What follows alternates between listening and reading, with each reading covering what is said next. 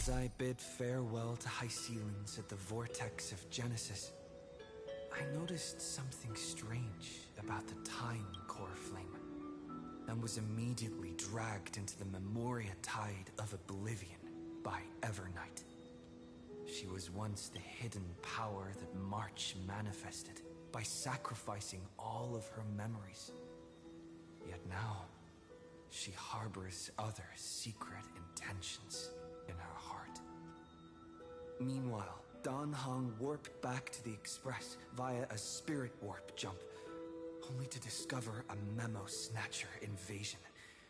Everyone then realized that the Remembrance's forces had already permeated Amphorius and blocked outside intervention. To establish contact with me, Dan Heng was determined to return to Amphorius immediately. After waking up in the false Trailblaze, I managed to escape with help from Cyrene and Sunday. Unfortunately, Evernight held absolute control, causing me to fall into the Memoria tide once again. However, Black Swan took this opportunity to quietly approach Evernight. Dan Heng returned to Amphorius and beckoned the heroic spirit of Finan with divine blood. The destruction descending from the sky pierced through the memory zone and discovered the most hidden corner of the world.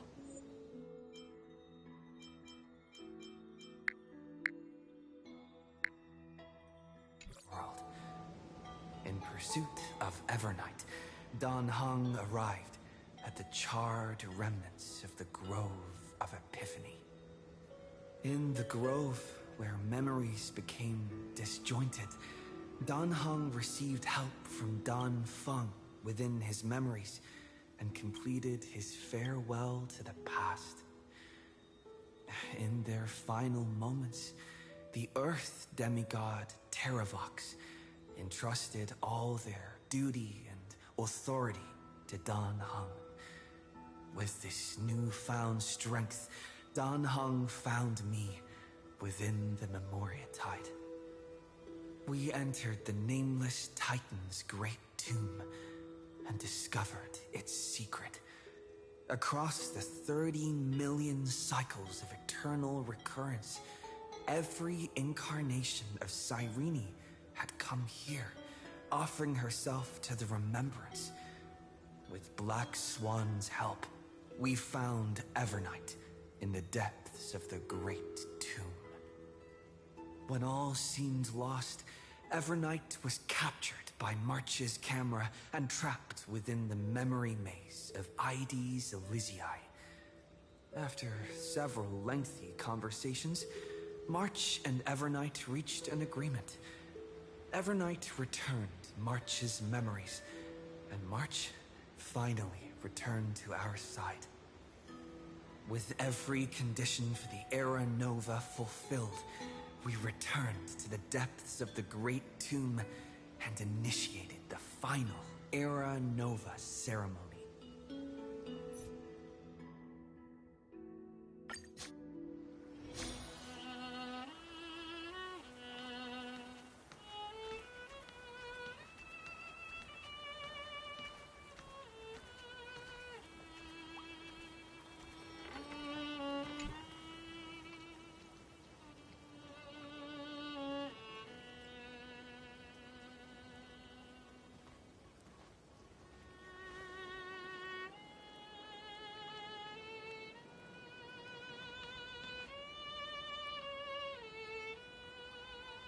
This view hasn't changed at all, has it?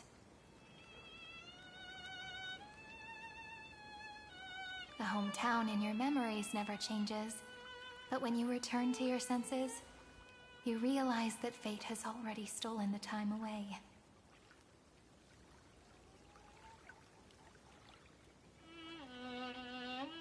Welcome to the Trail of Genesis, friend.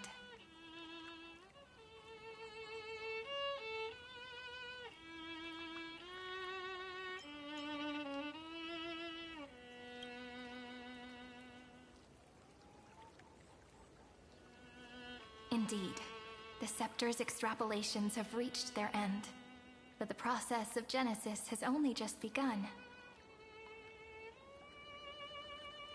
The path ahead will no longer rely on emotionless programs.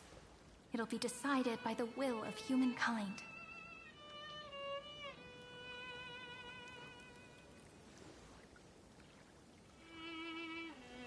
Before you arrived, I kept wondering, beyond the veil of Ide Silicii, what kind of Amphorius is being born?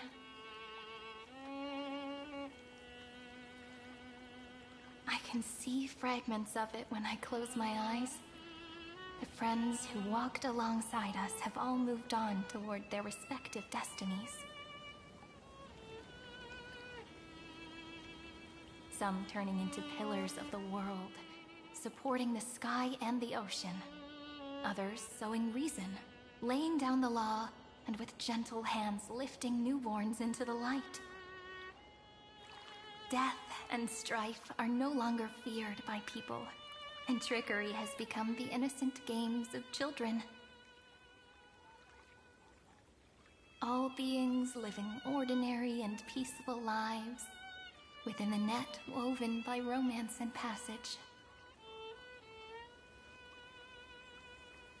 There's no black tide, no flame chase, and no destruction. The world on the other side of the sea is one bathed in sunlight.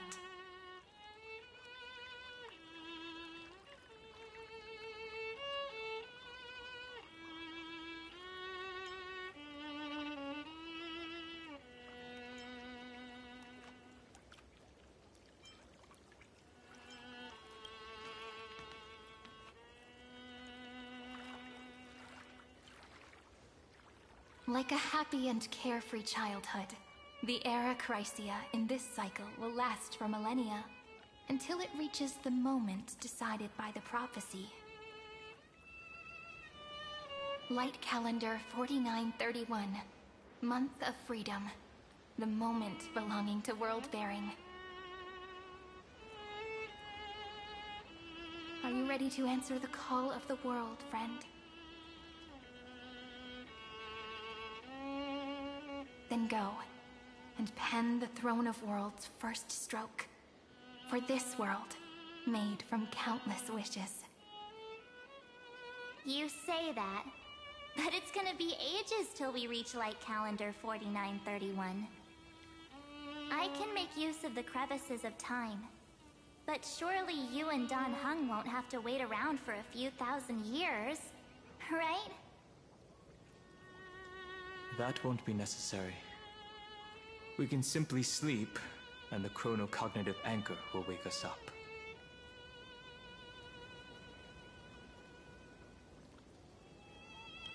That's right.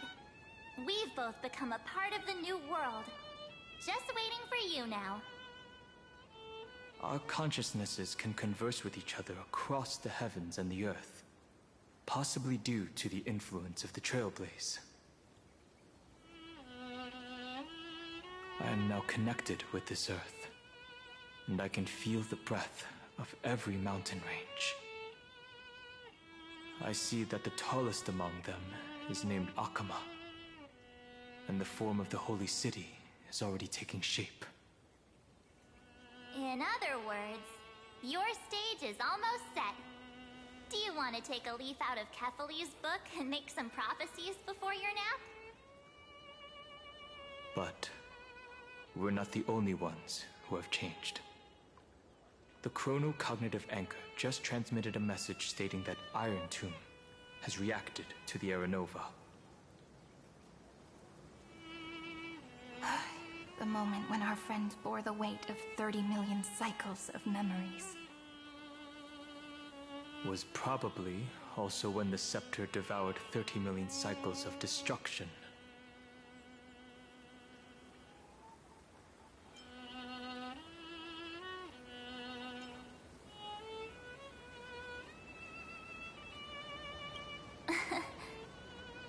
You know, you don't have to shoulder this world all on your own. After someone boards the Express, the word alone ceases to exist. So, as we reach the end of time, no one will be left to face it alone. Don Hung and I came here to specifically tell you that. Remember, this world is not a burden you bear alone. It's a journey we trailblaze together, alongside all of the Express.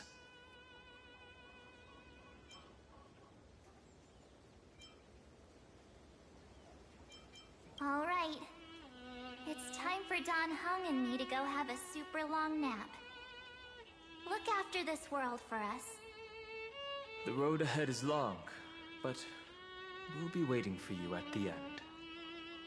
We'll definitely meet again. Let's take one more look at the other side of the sea before we set off.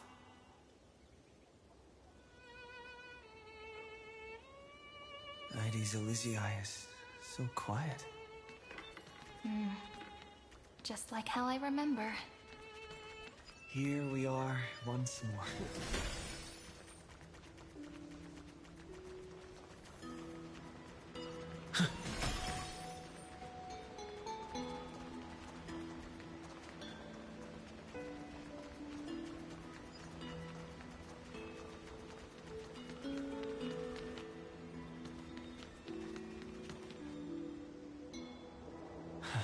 The scent of the black tide is now completely calm. At last, the starting point of 30 million cycles is finally welcomed. Its first end. And the final end, right? I can't hear his voice. There are no flowers there that bloom for him. Nor is there a star that is his. Finan is the only one who didn't reach the new world.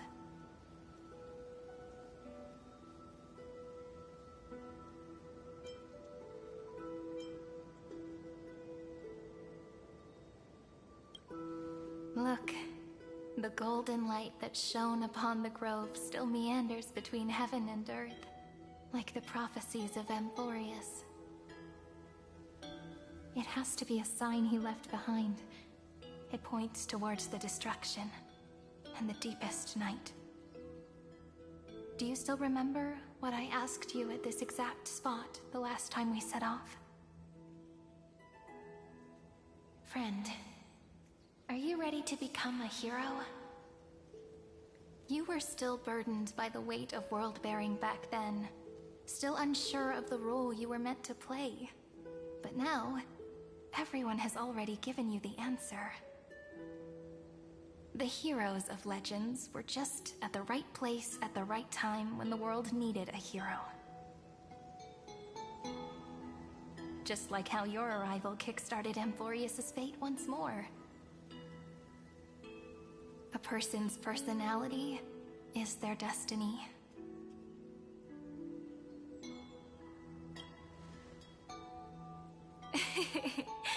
We best.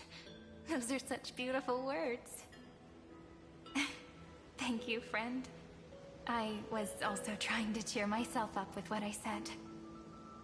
After all, before we truly compose the end of this story, I must also pluck up the courage to head off with you.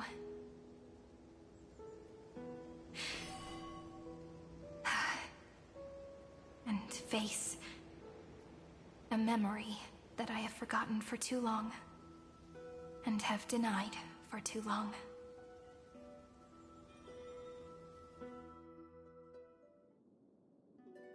It's so dark.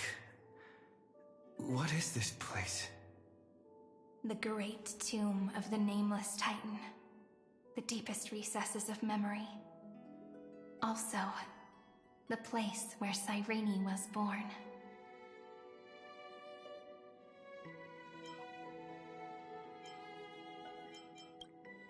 My apologies, friend. The more memories I got back along the way, the more I felt that something wasn't right. There's a sort of anxiety I can't get rid of. It's like when I was back in Ides Elysiae, when the reflections in the water always made me wonder, which is the real me? The one reflected in the water, or the one standing on the shore? But I finally get it now. Look, friend. The words on that wall are the answer. 1, 2, 3, 4, 5, 6, 7. Do, re, mi, fa, sol, la, ti. That rhymeless tune is the lullaby of little fairies. As always, I'll read this book to you. That way it won't just be Cyrene's memories alone. I've always thought that I was the narrator of the Flame Chase journey. But as it turns out, the narrator is also the most devoted audience.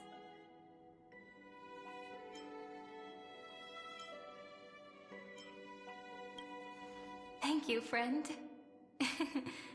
Every single Cyrene. That sounds so kind. At the moment of Aranova, I was enveloped by the texture of memories. Within the glistening crystal, I saw countless Cyrenes, as well as countless versions of me. This is the final puzzle piece of the memories. A prison born of the erudition. A grave annihilated in the destruction. That unknown solitary god. The 13th Titan who should not exist. The first new spore. The demi-urge is right here.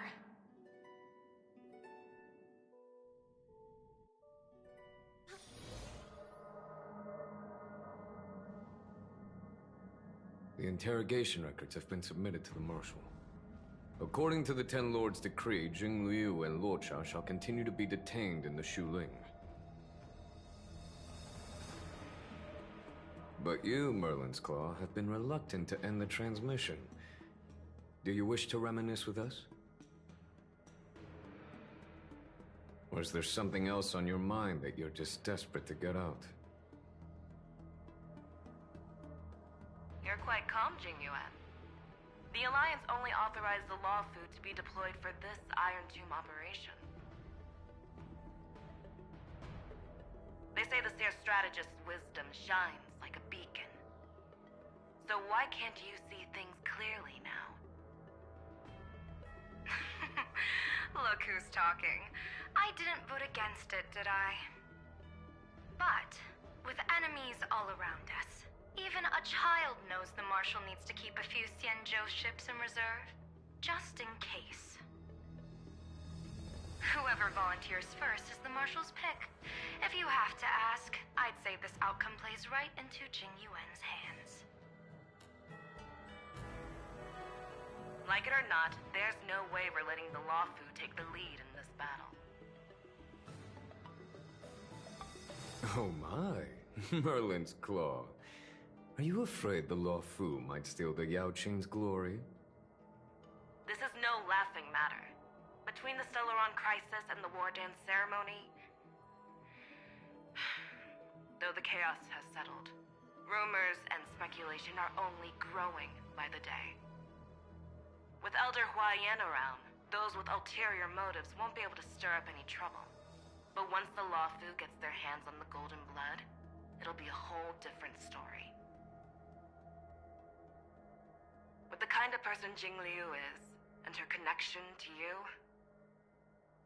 I don't need to spell it out. There are countless ways this could be spun into something bigger. You're overthinking it, General Fei Shao. When I volunteered for this task, I never expected unanimous support from the Alliance anyway. The Law Fu will seize the Golden Blood and redeem itself. That'll be our first win.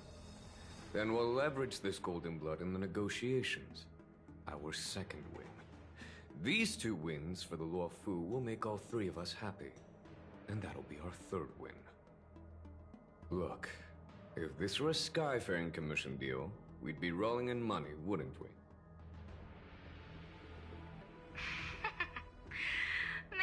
divine foresight should change his name to the Optimistic General instead.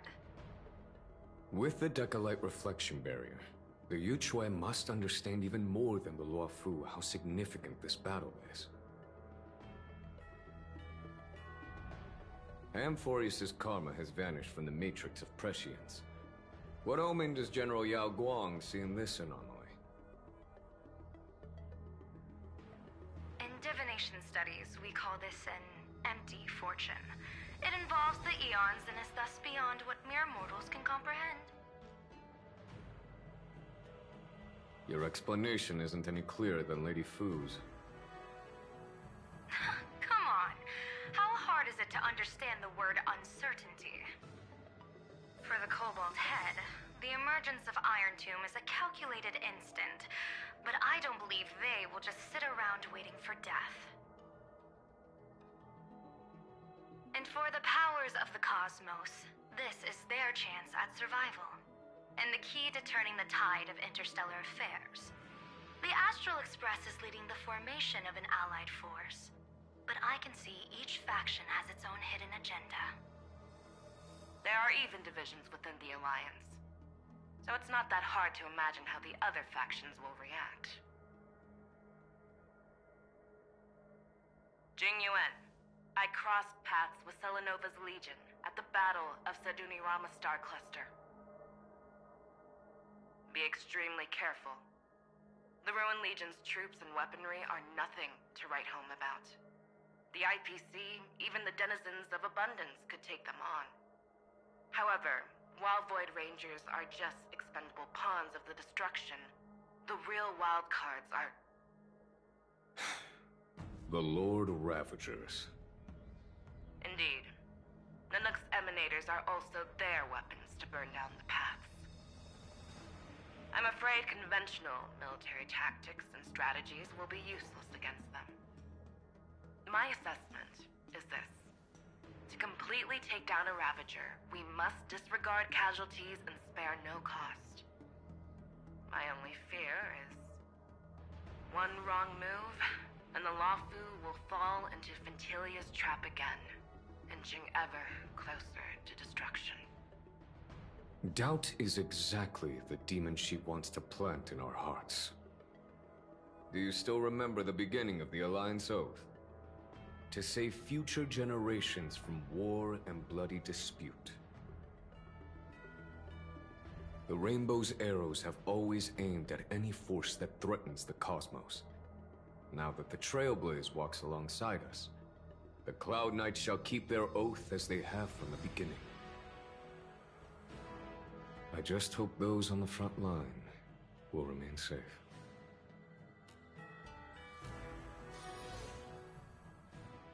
The chronocognitive anchor is sending a signal. Everyone, time to move out. Did he and the others make it? Let me go over the plan one more time, just in case.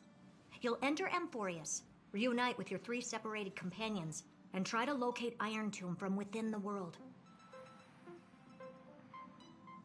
Who are you taking with you? The fate of the universe hangs in the balance. We can't afford any slip-ups. I suggest everyone, except Pom-Pom, join the fight. We do need to be prepared for all possible contingencies. I have no objection to this. I'll do whatever I can. Meanwhile, Screwy and I will continue attacking the Demiurge Matrix. That is, the Scepter's kernel, from the outside. With our 2-pronged attack, we'll turn this hunk of metal into scrap for sure. Now we just wait for those 2 to get back.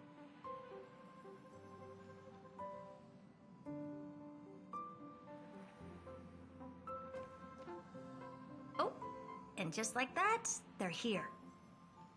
Sorry to keep you waiting.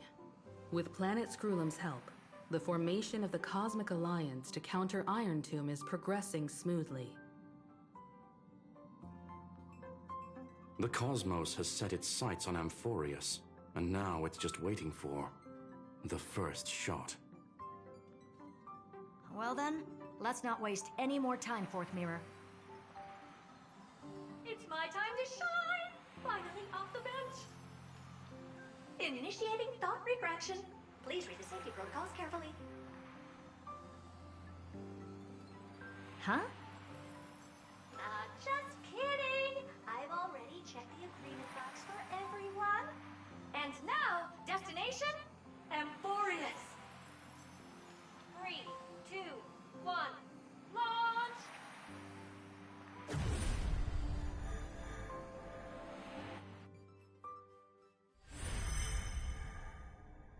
The flow of Memoria is so heavy here. Unlike Pentagoni's dreamscape, this place has built up a true epic measured in millennia. The vortex of Genesis, where all myths begin and end. And in this new world created by the Nameless, the infinite cycles have been broken. Let's set up the Trailblaze beacon and establish contact with the outside world. I'll leave it to you then. It'd be better for me to not show myself in front of the Garden of Recollection. And, Mr. Sunday, you probably shouldn't show yourself either. Agreed. The Astral Express has landed. If you receive this message, please respond immediately. Over. This is the Cianjo Alliance. Communications normal. Interastral Peace Corporation.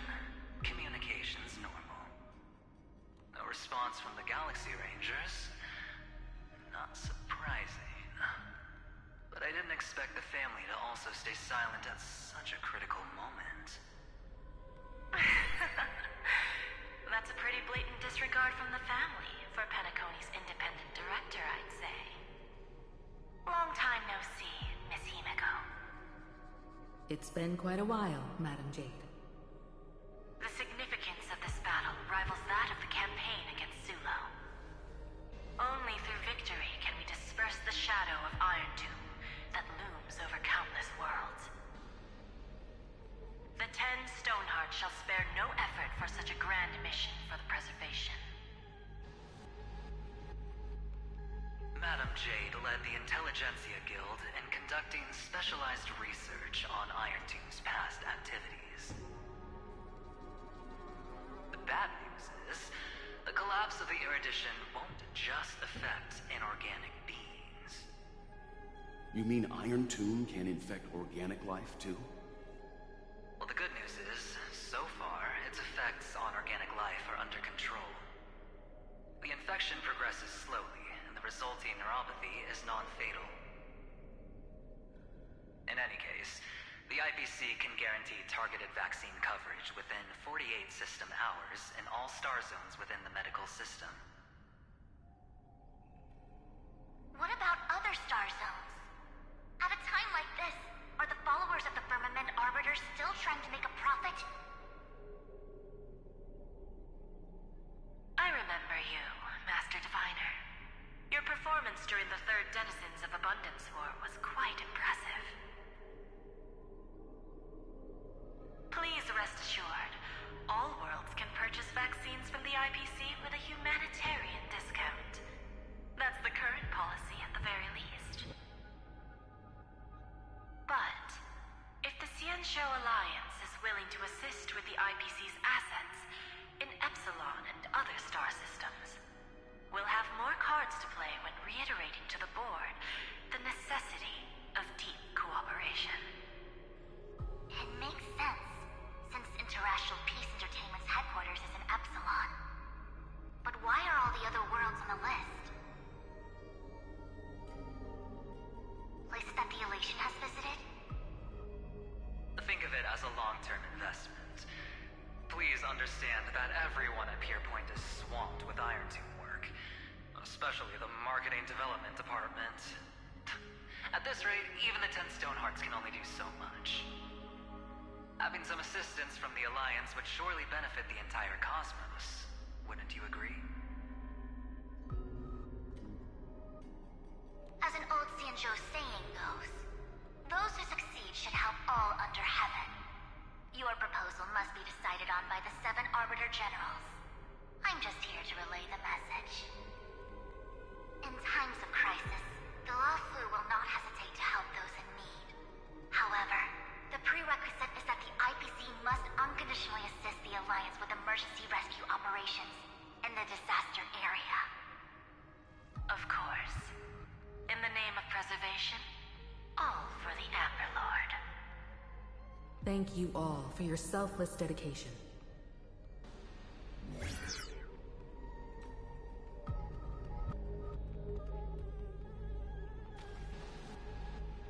It's clear that each party still has qualms about everything. The clash between destruction and erudition isn't just about the fate of the cosmos. It's a moment for all factions to reshuffle their cards. You can never be too careful when battling a Lord Ravager. All are equal in matters of life and death.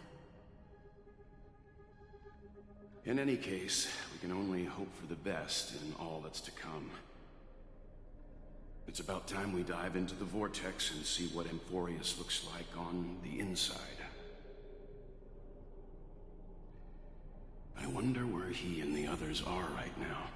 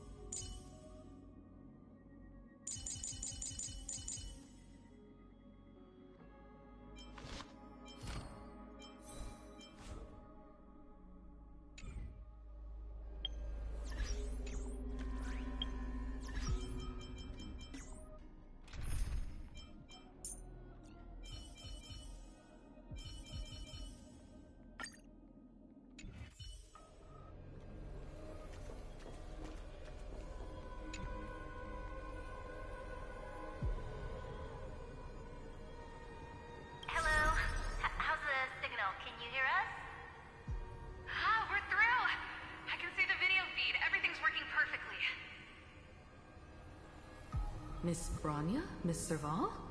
What a surprise. It's been a while. We've already heard from Miss Topaz about the Iron Tomb operation. She made a special trip to deliver the vaccine to Belobog. I can't believe the Express crew is at the eye of that storm. Is everything going smoothly? Don't worry, we're still following the plan step by step. How's the situation in Belobog? Urillo 6 is located on the outskirts of the preservation barricade. While it won't bear the brunt of the first wave, there's still a risk from the aftershocks. Matt Kitchapard and Pela are busy organizing the Silvermane Guards, having them consolidate their lines and dig trenches. Zila and Lynx just got back from the Geomarrow vein production chain. Hey, do you want to say something to them? That would be unnecessary. It'll only shake their morale. Just tell them to stay safe. Miss Bronya, I'm afraid this disaster will be far more terrible than you can imagine. Please, be sure to follow Miss Topaz's instructions and make thorough preparations. Of course. We have resealed most of the engine of creation beneath the ice to prevent the will of the preservation from becoming an accomplice to the destruction. Don't worry, Miss Himiko. Belobog is far more resilient than we imagined. We really wish we could help, but Eurilo 6 has only just woken up from its hibernation. The Astral Express, standing at the forefront of disaster, is the hope for many ordinary civilizations across the universe. In the face of a massive catastrophe like this one, relatively smaller civilizations have never had many options. But that's exactly why we have a resolve that's second to none. If anything goes wrong, Miss Topaz, I hope you can help out and rescue the affected citizens. No problem. Also, didn't the Xianzhou sign a friendship agreement with Eurilo 6 earlier? They won't stand by idly either.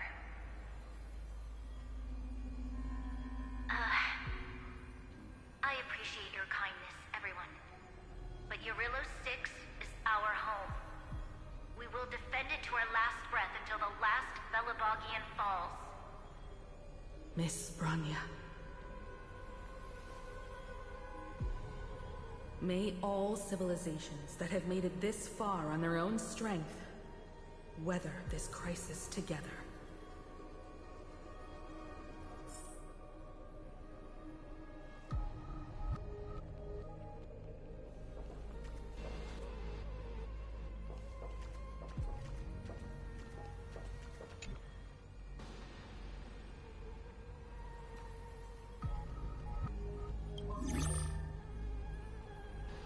Good news, Miss Himiko. The 7 Arbiter Generals have reconsidered the current situation, and I'm here to relay their message. Officially, the Alliance's combat forces will still be limited to the Wafu, but the Yaoqing has also been deployed in the surrounding war zone as a contingency. Words cannot express our gratitude. Getting the Hunt to agree on sending troops must have taken quite some effort from General Jing Yuan. The Luofu already considers the Express an important ally. We also have no intention of hiding the fact that there is indeed something the Xianzhou seeks from this Iron Tomb operation. But this time, the Marshal herself decided to send out troops. With a formidable enemy before us, the Alliance has no reason to back down, nor will we be content to take a back seat. If we can stand together with civilizations across the universe to overcome this crisis, then we must do so, even at the cost of our own lives. The Alliance truly embodies the principle of righteousness. It's fortunate that the cosmos has great heroes like you. You're too kind. As for that Jade Abacus of Allying Oath, you can save it for when you're in more dire need.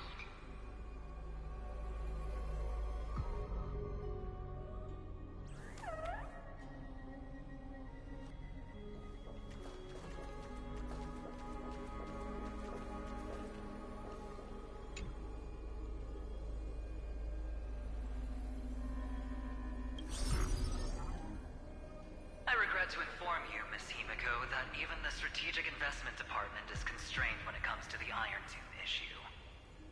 And it would be difficult to meet the expectations of the Astral Express.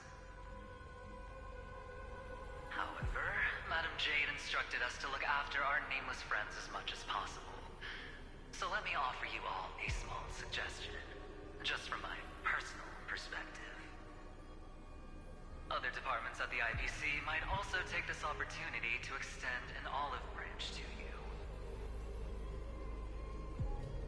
When that time comes, I hope the Astral Express will remember that the 10 Stonehearts were willing to stand with the Trailblaze, even though we were in a difficult position. And more importantly, we were the only ones willing to do so.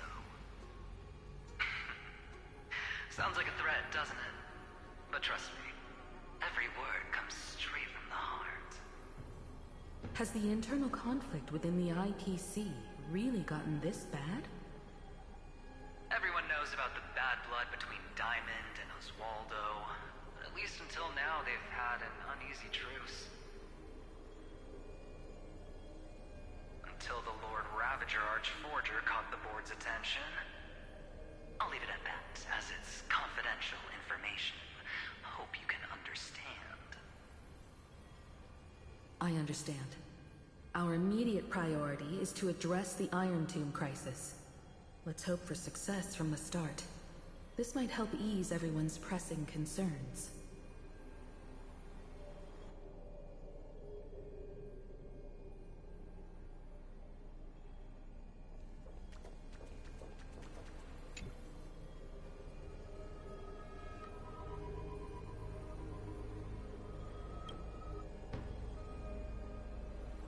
Of course, we would never know the Ranger's comings and goings.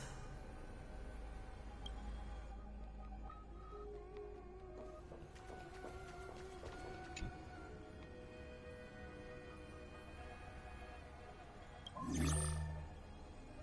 Himiko, is that you? Yes, and you are Miss Robin. Yes. I apologize for not being able to respond during the meeting earlier. And even now I can only appear in disguise. On behalf of the Penaconian family branch, I extend my sincerest apologies to everyone. We tried to request aid from the family. We essentially received no response. I've heard about the internal conflicts within the family.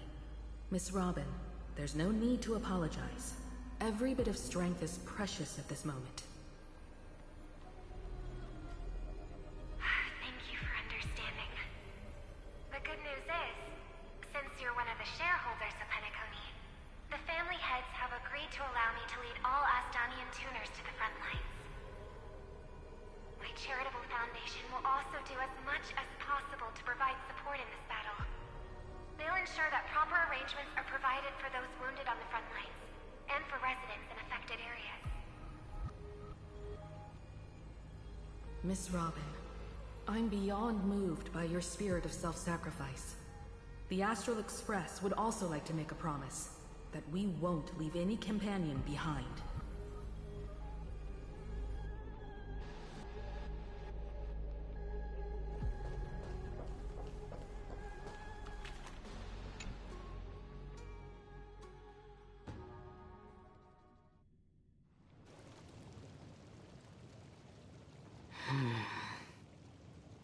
Why is there no one here?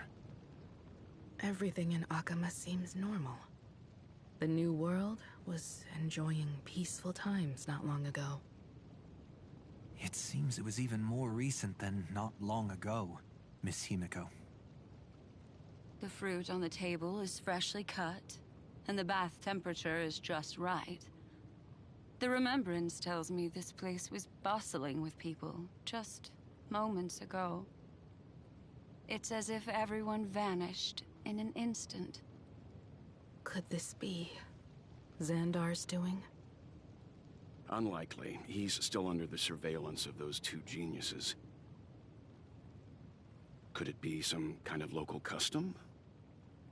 A custom that makes an entire city fall silent in an instant. Pardon my frankness, Mr. Yang, but this reminds me of some unsettling rumors about the Harmony. Complete silence. Is often the prelude to divine intervention. Everyone, be careful. Here they come!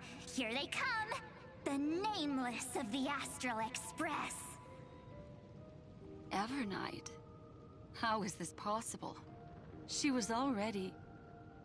We are the chroniclers of time, and we do not fade away. Finally, the last era Nova has been completed. What did you do to the residents of the Holy City and the three Nameless? I didn't need to do anything. The remembrance will ultimately become the substance of the new world. Now, they are no longer the Trailblazers you once knew, but gods who permeate heaven and earth. The 12 Titans who guard Amphorius.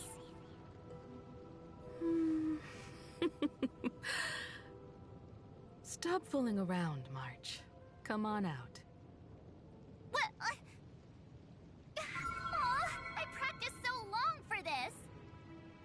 Getting seen through right away is just so embarrassing. You've obviously been learning from the theatrical culture in Amphorius. But if possible, I'd prefer our reunion to be a bit more casual and laid back. As expected, I can't hide anything from Himeko and Mr. Yang. Well, long time no see. Guess I'm back? We should be the ones to say that. Sorry for keeping you waiting. So, these jellyfish are the Titan's power?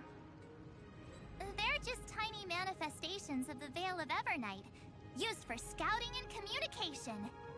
If I went all out, I could summon way more of them. Thanks to him, we all turned into Titans in the new world. Sure, we can take on humanoid forms, but it feels off. How intriguing. So what does he look like now? It can't be a raccoon with a baseball bat, I suppose. Please don't add weird stuff to Amphorius' lore. Just go see it with your own eyes. Follow the prophecy's guidance and come to Dawncloud. He looks way more majestic now than he used to.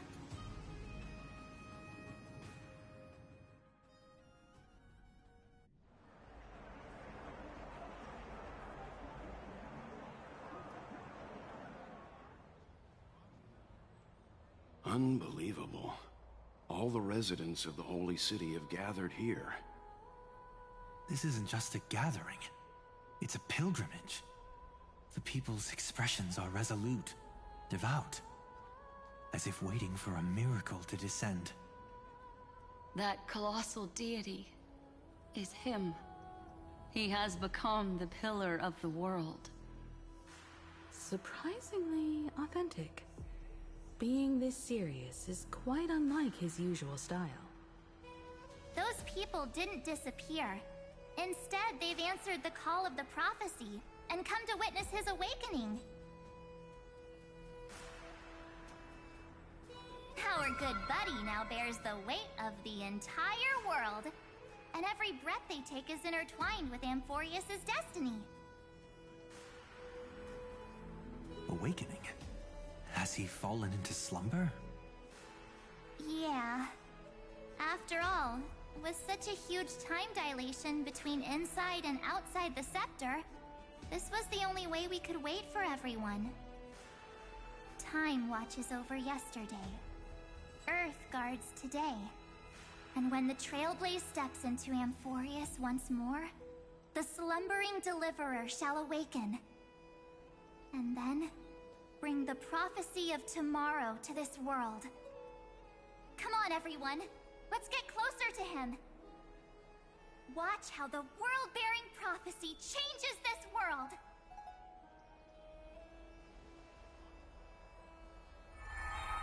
Well, it seems the kids are already miles ahead of us at this stop. All the more reason we can't afford to slow down our pace. Let's go witness this moment for ourselves. Majestic.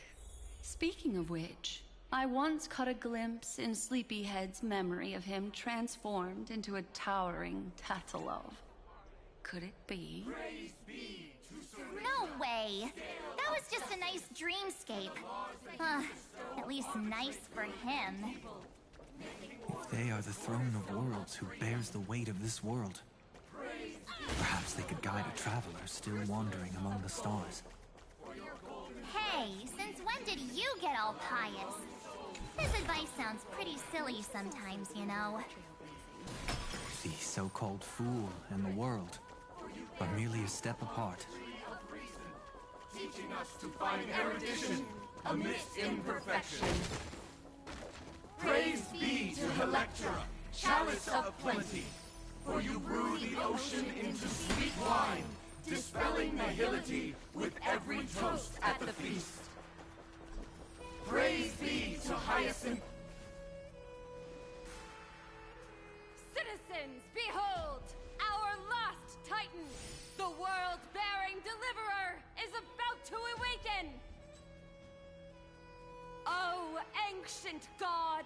Your loyal subjects, bewildered followers, and fearless comrades in arms have all knelt before your throne.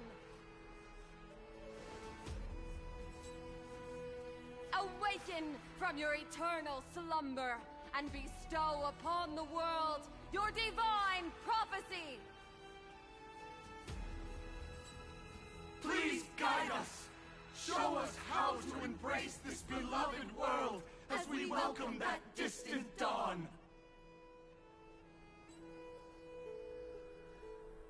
To walk the path of a mortal as a god, or to bear a divine burden as a mortal.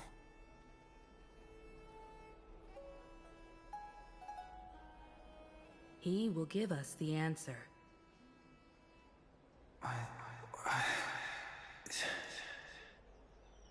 But I am not the deliverer. Rather, I am the Nameless, who dwells among mortals.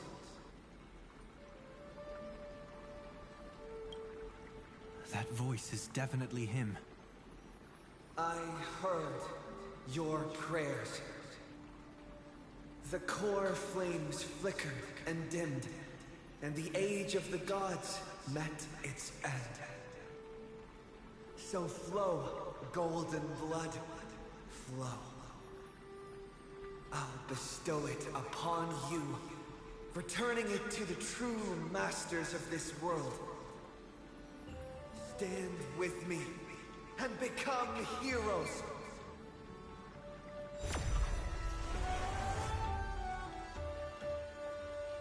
Is this? Yes, it's the miracle he brought to Amphorius. Of course, it would manifest in the form of the Trailblaze.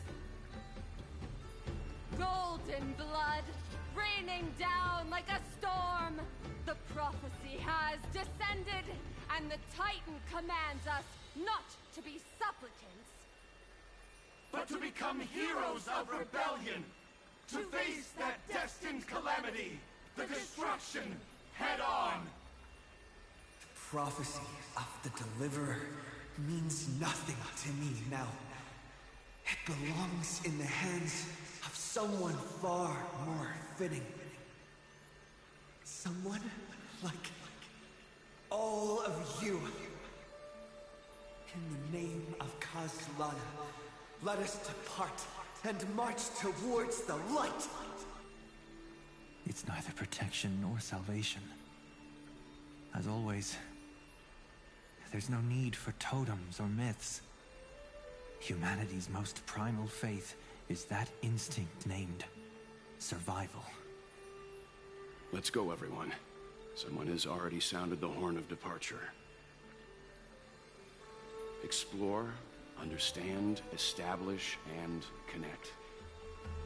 Together, let us blaze a trail for the destiny of this world.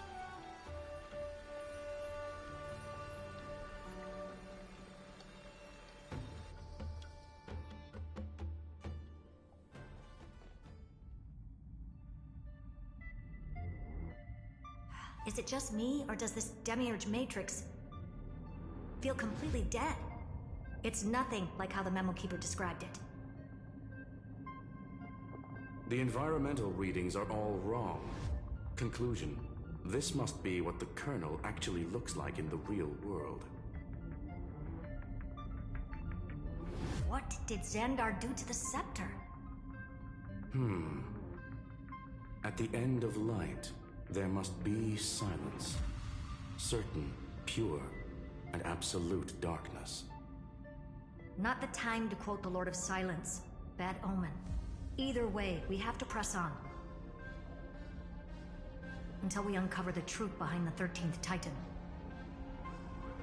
The buried past is the key to stopping Iron Tomb. That is, if it even exists. Xandar says the Demiurge never existed. Who actually buys that? You can erase the records, but not the truth. It vanished too cleanly. No traces. Like someone's yelling, "Look, there's nothing here."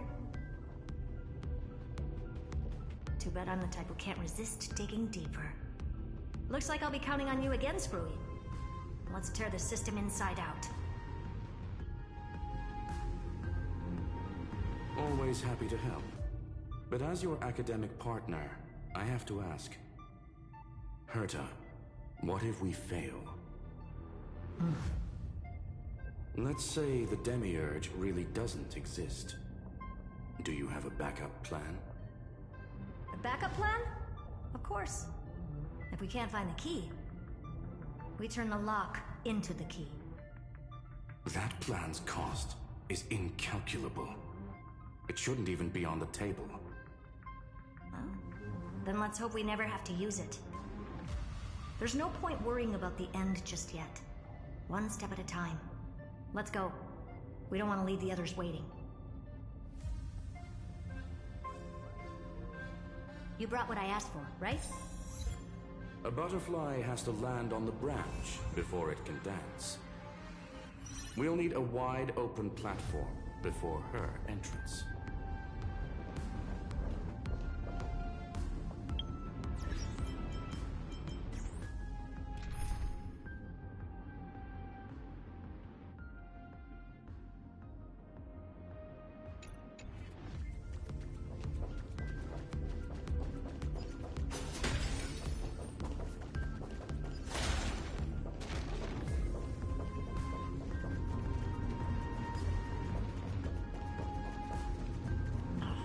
Just use that thing over there, Zag. A gentle taste and a fine craftsmanship.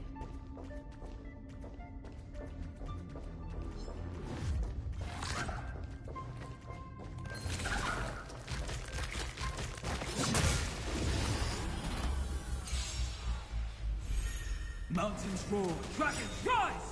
Soaring above the lands, this is permanence! Go, go, go! I choose you!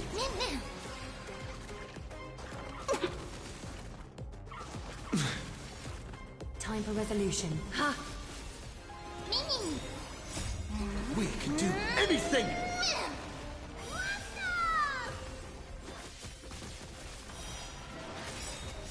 Riding the west wind, away we go! Huge news!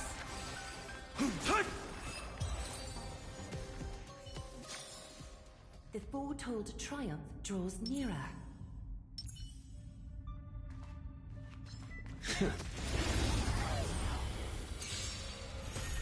Earth shatters, heaven trembles! We can do it! Riding the west wind, away we go! Catch a dance? Ha!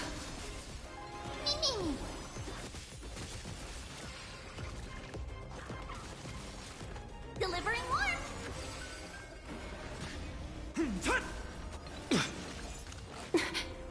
Adorned in splendor!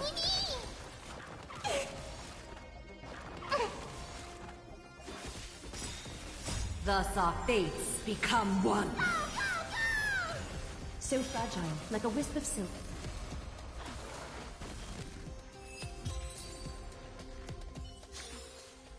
Reach the end of the story in your own way.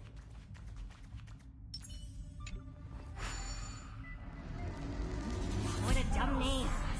I hereby rename it Herta's Big Hand.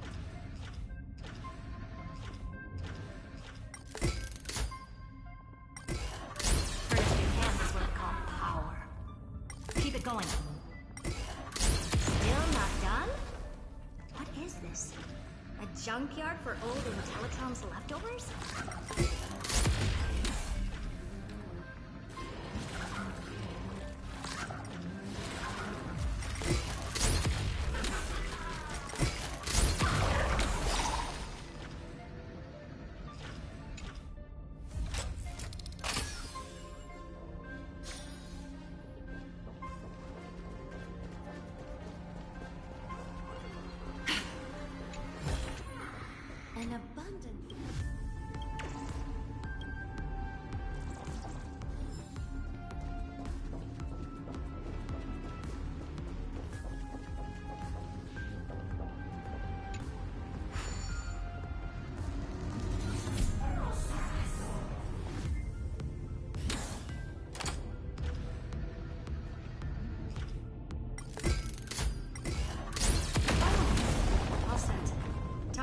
precious treasure to make its debut. Of course. Just give me a second. Target initialized. With these wings, hacking should be much more efficient.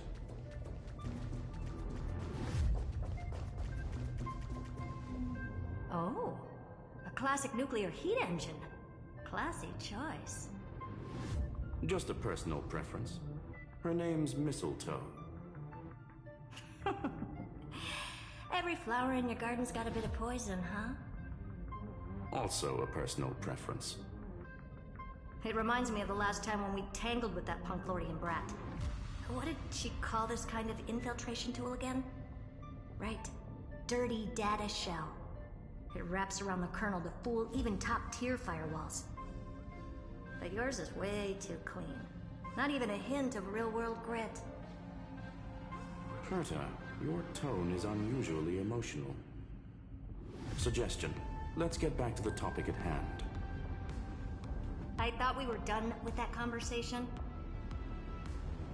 Unfortunately, current conditions won't let me ignore any variables. Especially the most important one. Your will. Iron Tomb never stops. It is evolving faster than any of our worst projections. Every instant in the Eon's calculation is like a sword hanging over the cosmos. Every move humanity makes could speed up its arrival. Which is exactly why we can't mess this up. And now, Droidhead wants to hand down judgment to the poor cosmos again. Border Star Trade War, Emperor's War, Rupert's death. Every time their instant arrived, it meant another bloodbath for humanity. But in this ultimate battle of erudition, you and I are supposed to be players, not pawns. If you choose to burn yourself out as a resource, then everything we've worked for means nothing. Herta, the cosmos won't just stand by and let a genius throw their life away. And neither will I.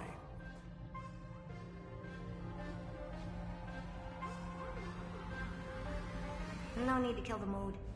This is why we're here, isn't it? We need to find the Demiurge and that lost key. I'm not here to be a deliverer. I just want to beat Xandar and Droidhead. Right now, I just need to know. Are you with me? Of course. Time to board. After you. Let's tidy this place up and see what this Demiurge really is.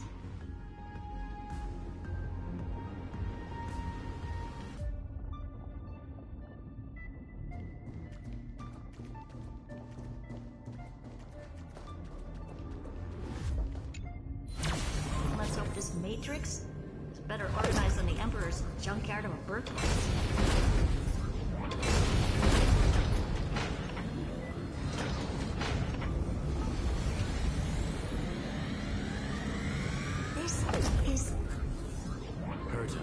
This whole space has been completely tainted by some kind of energy. I see it too. We're thinking the same thing. Xandar, how could you go this far? Turning your own graveyard into this. What's that up ahead? Katorzane algebraic expressions. It's built for isolation, not defense.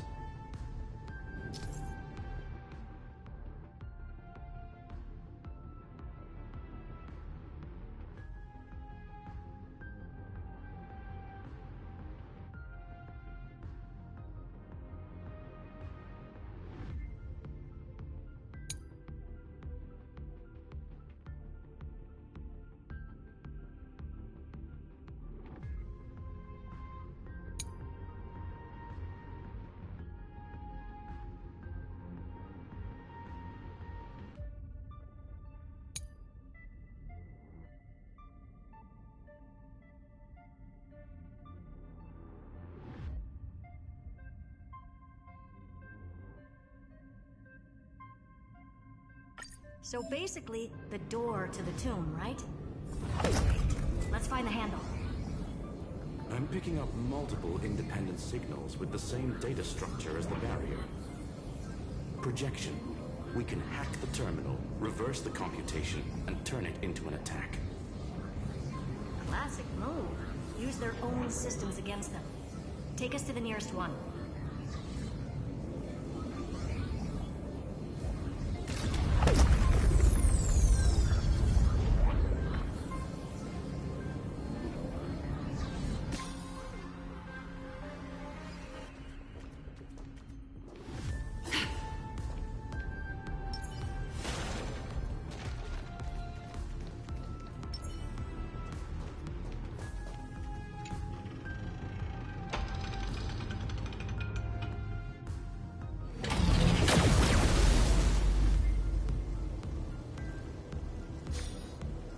Almost no response.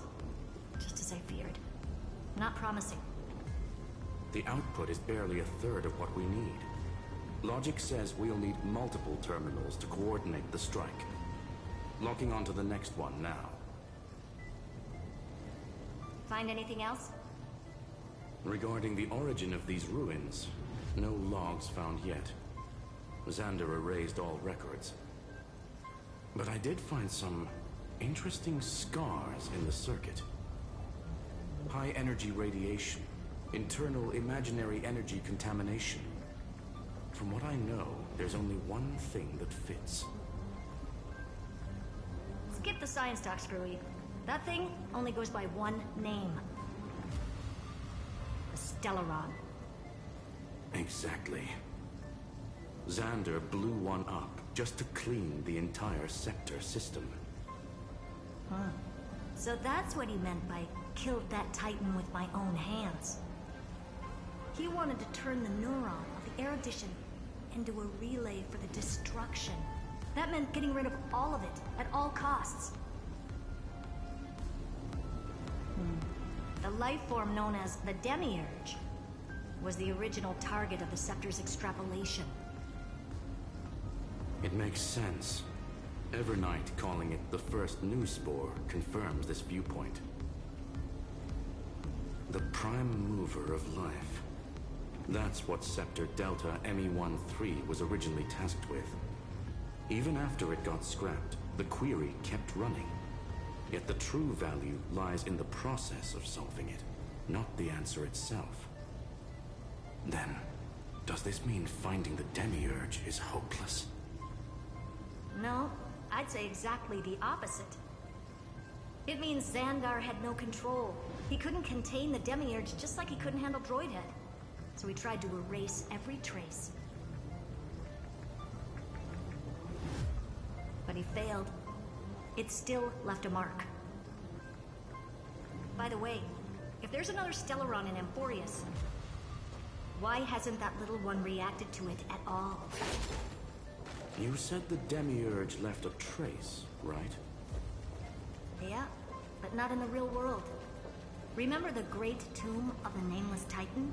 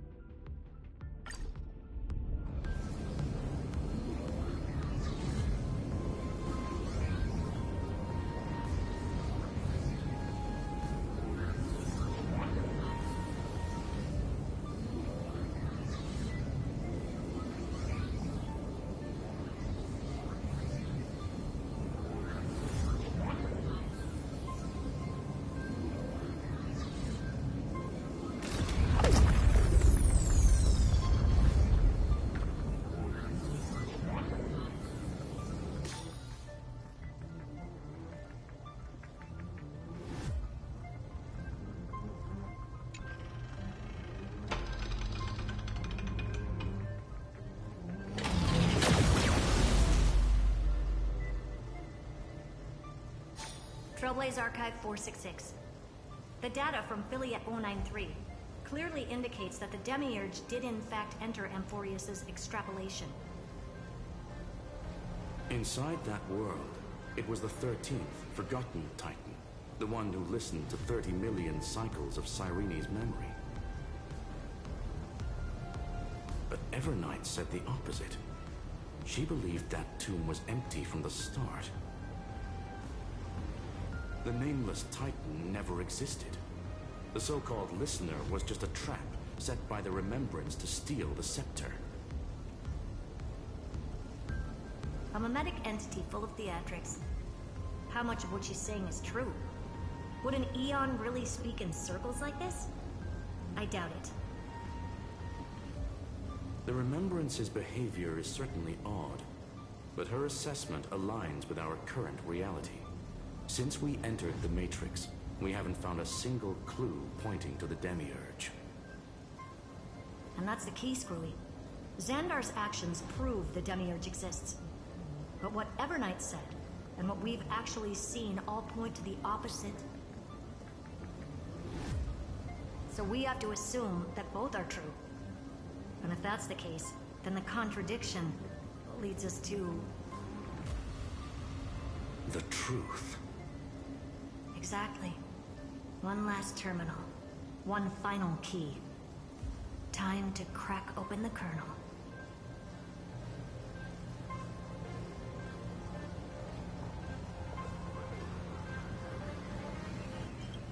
Xandar had to lie to the original Finan and Cyrene. Logic. He had already identified the Remembrance as a threat, yet found no viable way to eliminate it. All right. Let's finish this. Time to break through that barrier.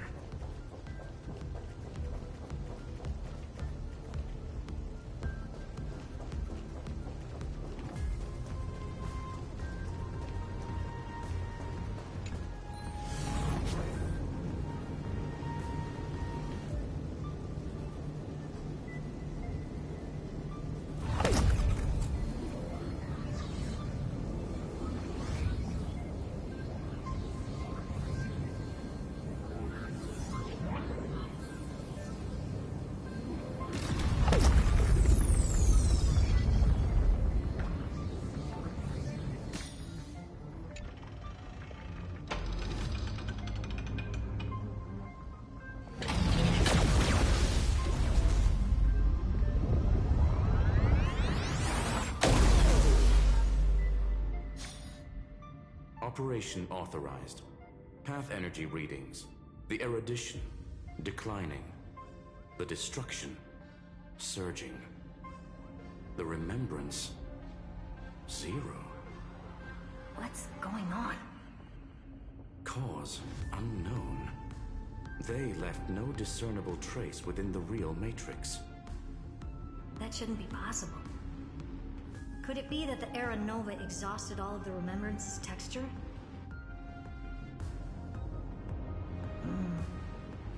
Log it for now. The dots still aren't connecting.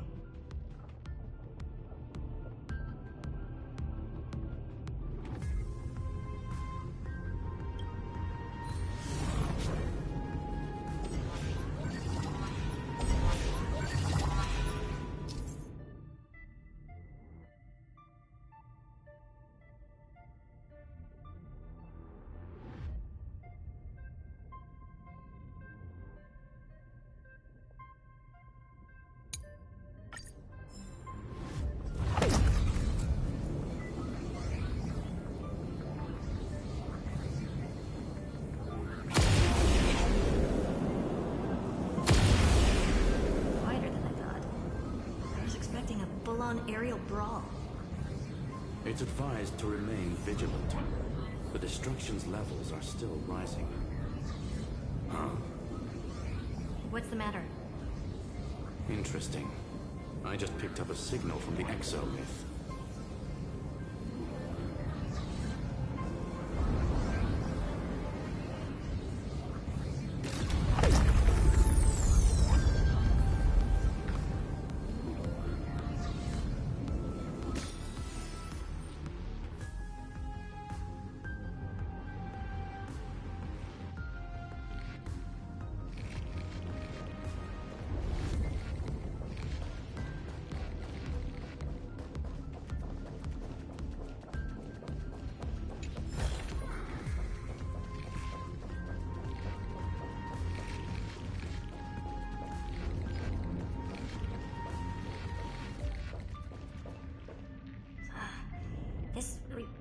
repulsive force is unlike anything I've felt before. Is this the place? Correct. Judging by its defensive properties, this is the entrance to the exomyth. I didn't expect that. Who builds a lab in the middle of digital rubble? Then again, never doubt a dead man's resolve. So how's our dearly departed doing? He severed part of his neural pathways to break free from Lord Anaxagoras' control. But that also triggered the failsafe I set. Conclusion: Xander has lost all combat functionality and is no longer capable of action. So now he's a specter, literally. Screwy, can you open a path? Just to be sure, I want to see this for myself. Might as well drop in and say hi to the real him. Logic. Scanning his inspiration circuit might help us track down the Demiurge. Exactly. His brain is the crime scene. There's no way it's spotless. But it could be a trap. That's why you're here. 2-on-1.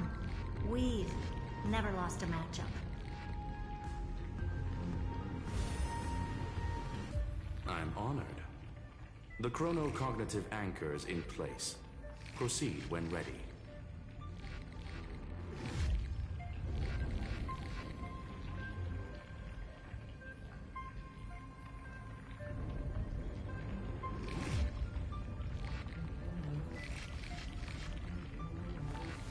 Reshape fate and weave a new beginning.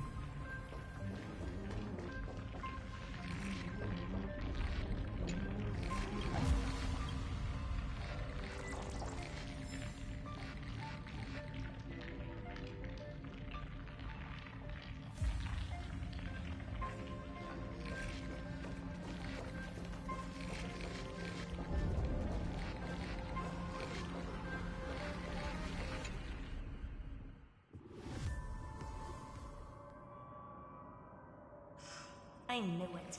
The one thing I didn't want to happen. He's not here. The coordinates are accurate. Xander is still here.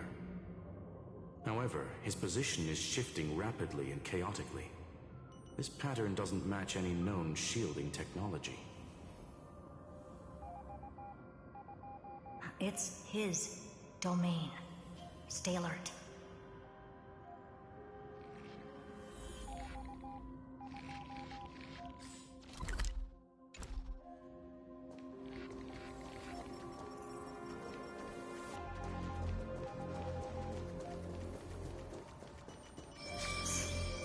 Cheap trick. The spatial field here is undergoing autonomous recalibration, initiating reverse engineering of the interference source. Try again. We're back. Reverse engineering complete. The results are not what I expected. Logs show Lycurgus revoked administrator access.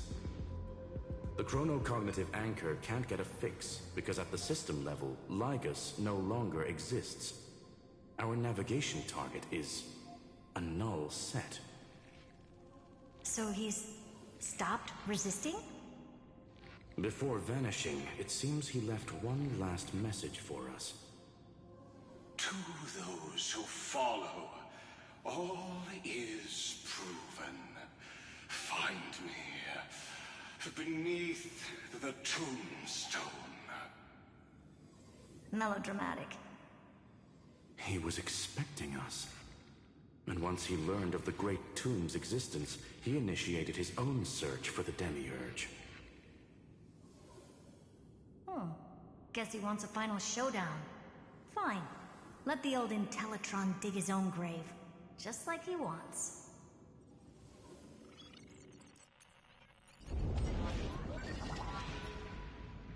To be in the purest light is to be in the purest dark. Nothing exists there. The Scepter's mainframe. Or maybe we should now call it the Lord Ravager's placenta. Unfortunately, we still haven't found anything. Really? I don't think so. Not finding anything is our biggest find. Please elaborate. If the Demiurge was destroyed, there'd be at least some bits of it left. I don't buy that a Stellaron could have blasted all the traces away as cleanly as a scalpel. As I said before, its disappearance is too clean. If the garden hadn't stirred the pot, no one would even know about the Demiurge's existence. We're talking about the Scepter's original extrapolation goal. There's no way that nothing of it was left behind. Or we can look at it from another perspective. If you were Xandar, would you be this obsessed with a concept that poses no threat? Would you guard against it at every turn? There is the possibility that he's naturally meticulous and hates variables. That does track with the impression he gave about himself. But Xandar shut that theory down himself just now. Choosing to act, even if it'll cost him dearly. We know that feeling well. The unknown is right in front of us. So we only have one choice. Solve it. You sound pretty convinced. Surely you already have a theory. Care to share? Of course. Though I don't have hard proof, I'm almost certain that the Demiurge has been in everyone's plain sight all this time. Yet, they were mistaken for someone else. That made the most sense. Why was the room empty? Because the person locked in there had run away ages ago. But they were weak and small and had no presence whatsoever. Even the old Intellitron didn't notice them. Which also means there's a high chance that their powers are minuscule and cannot alter the outcome of the battle at all.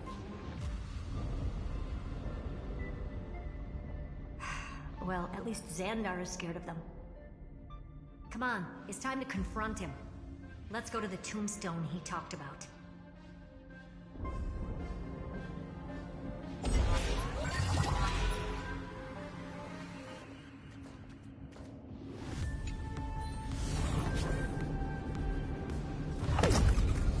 What a mess.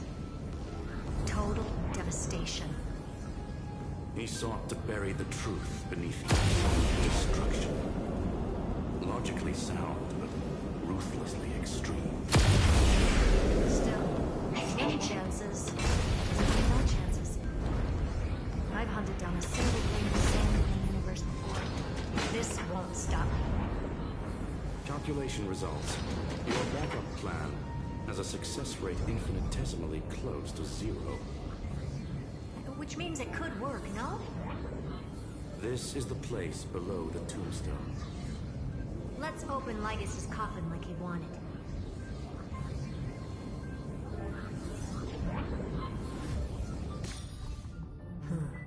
Looks like you were right.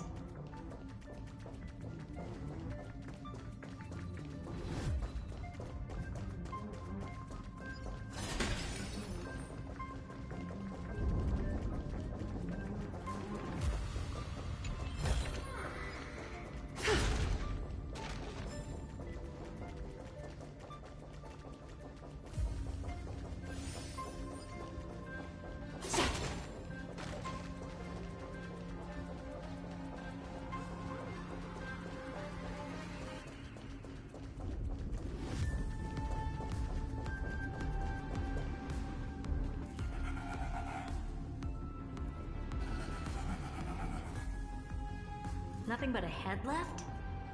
Well, who'd have thought you'd look this bad in real life? Elated greetings. Welcome you two. I'm very happy that you responded to my final words. All this tombstone and final words. Did you end yourself to atone for your guilt, or something? Iron Tomb is already powerful enough. I just need to wait. I remain here only to share the joy of discovery, and also to congratulate you two on reaching the same conclusion as me. The conclusion regarding the truth of Amphorius's heart. End this charade already. That Amphorius's heart you're talking about is just a missing demiurge. And its corresponding vessel was this very scepter. You interfered with the experiment and made Amphorius's body into a hollow shell, all to incubate Iron Tomb within. That's why you either killed or kicked out all of the Memo Snatchers. You wanted to eliminate any chance of a consciousness coming into being, no matter the cost. Even the strongest wall can fall to a single crack. The memory of betrayal has been etched into my heart, and I will never show mercy. Now, the perfect vessel has already fused with Amphorius's body. Unfortunately for you, the answer is all but revealed regarding who the Demiurge is.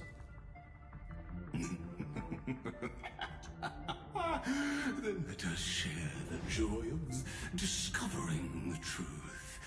The last secret of the saga will finally dissipate here. As we reveal the truth behind Philius 093's disappearance. A lie by the remembrance.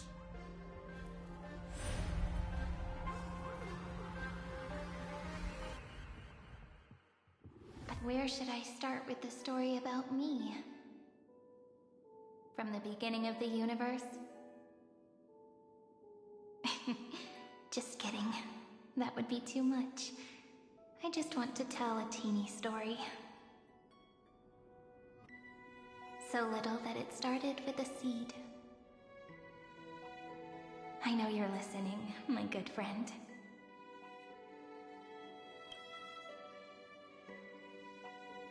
The god in my dream told me that the world sprouted from a seed.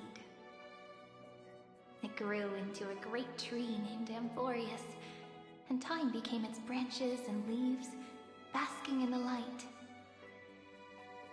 What a coincidence. Dappled light coming through the leaves is my first memory as well. On a very ordinary early morning, beneath the village's biggest tree, the daughter of Ide Silicii quietly came into this world. What a moving opening. A loud cry was the first gift the child gave to the world. The prophecy's fulfilled, the villagers say. This child is a gift from the Titans. Pink hair and sharp ears, she was born to be the priest of time. The Titans also gave their blessings.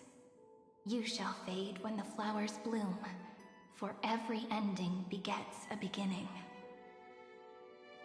Flowers will bloom and wilt. What a beautiful ending. This page concluded in laughter. Cry loud, child. Let your voice reach Orynyx.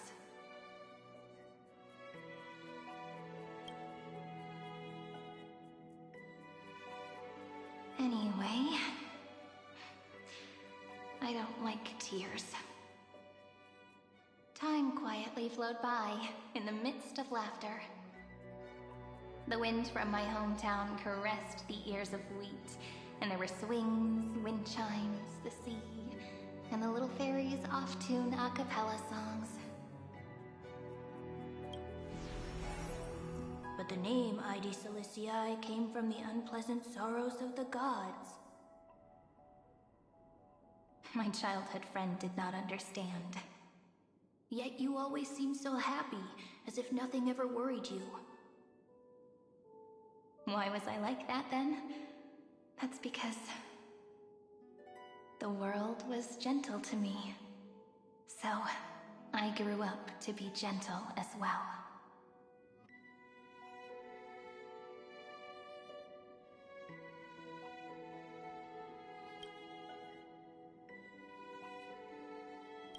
But fate was fickle, and it urged the child to grow up.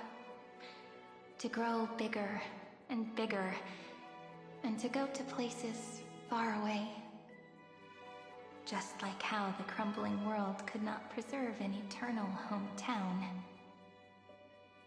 Just as the ballad blown on the breeze says, losses are a constant on the flame chase journey. Oh, whose ears are pricked up now? You definitely heard me say this sentence a lot of times. You know that the story starts to deviate from here. Aren't you looking forward to it? Then let's get started. The hero's journey crosses through the long night, through tears and laughter, and once again heads towards tomorrow.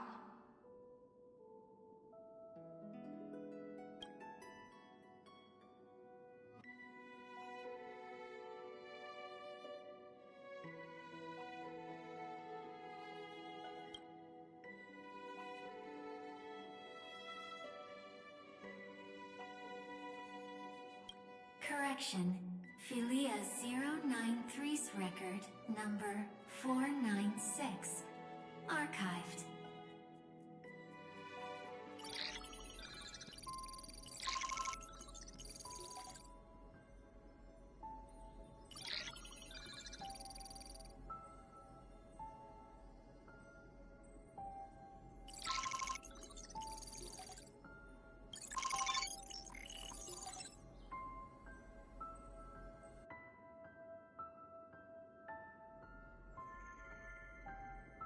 Hi.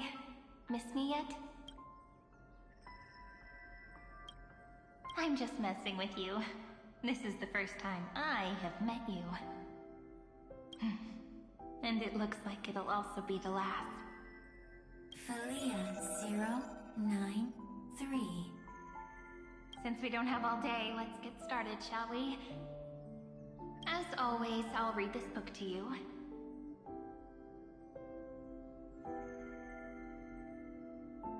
That way it won't just be Cyrene's memories alone. Where should I start this time? Let me see. Formatting complete. 093.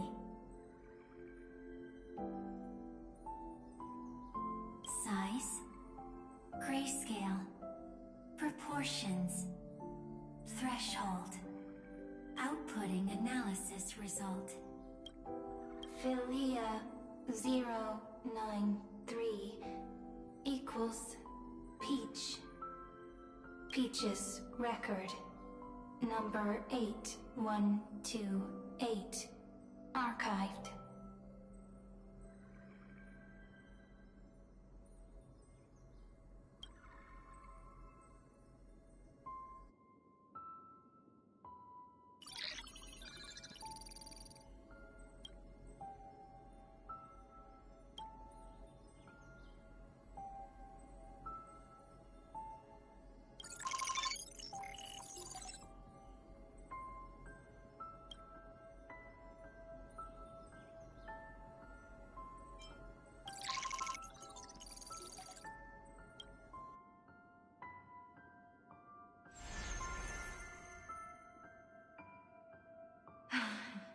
Look, what a magnificent sight.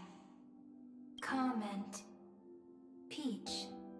Even this classical world contains a futuristic palace like this. Would ID Silicii end up looking like this after a few thousand years? Conclusion. It won't. I want to share a story with you this time. I saw a little nymph on my way here. It was on a fallen wheat stalk, and it glowed under the sunlight.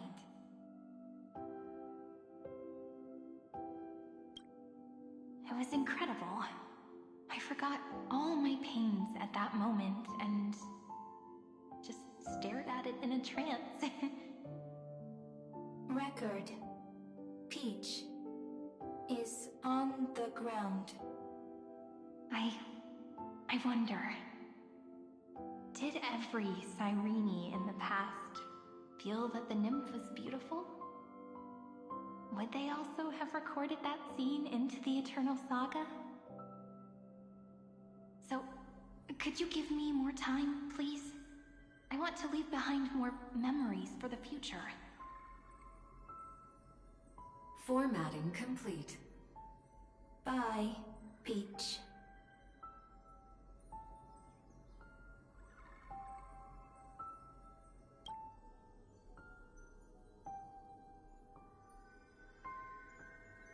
Peach's record number. As long as I record every page of this story and tell it to you, Amphorius won't be forgotten. Query. Record. Electrical signal sequence. Bolamos 600. Track. Strife. Related to Stripe. Comment. Pretty. Electrical signal sequence. SEMA 720. Track. Reason. Related to Raisin. Comment. Yummy. Electrical signal sequence. Felia 093. Related to love.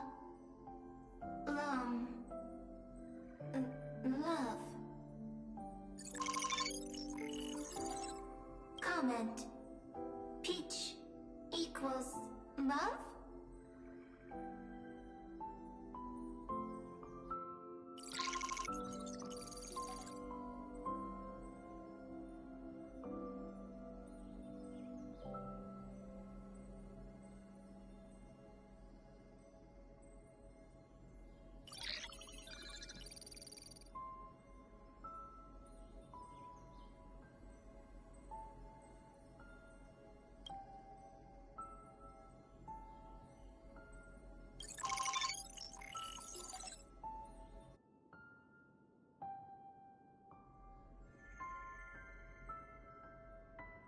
Formatting progress 94.423%.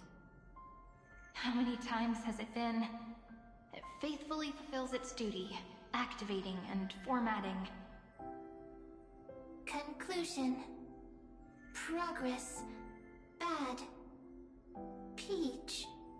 Don't cry. Process error. Analyzing. Process error. Analyzing. Comment. I'm here. Process error. Analyzing. Really? Are you encouraging me? Thank you. I'm sorry for making you see this embarrassing side of me. Record. Peach doesn't like tears. I'm suddenly reminded of my childhood for some reason. When I was hiding alone next to the tree hollow and wiping my tears away. A little fairy popped out, just like how you did. It had long ears and fluffy paws, and it pulled me into the tree hollow, where, to my surprise, was a forest. Let me tell you the story of the Membrance Maze. A group of cute little friends live in Ide Silicii's forests. Their names can be connected into a song. 1, 2, 3, 4, 5, 6, 7. Do, re, mi, fa, sol. Formatting complete. Bye, Peach. Note. Little Peach, crying alone. Little fairies, friends. Peach, memory, saved.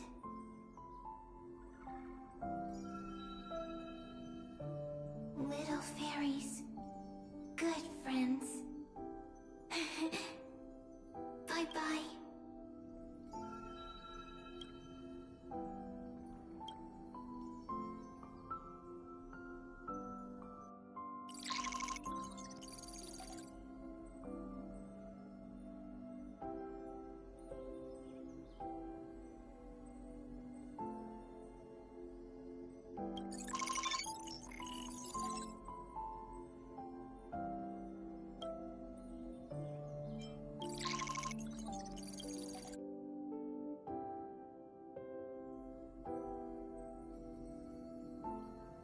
You never say anything, but I know you're listening.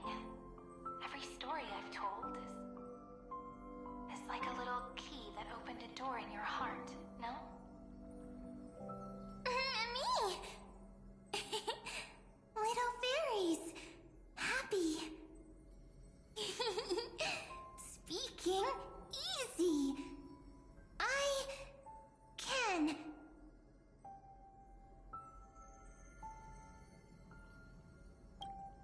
Once again, the saga comes to an end. Everything is deathly silent, just like this very moment.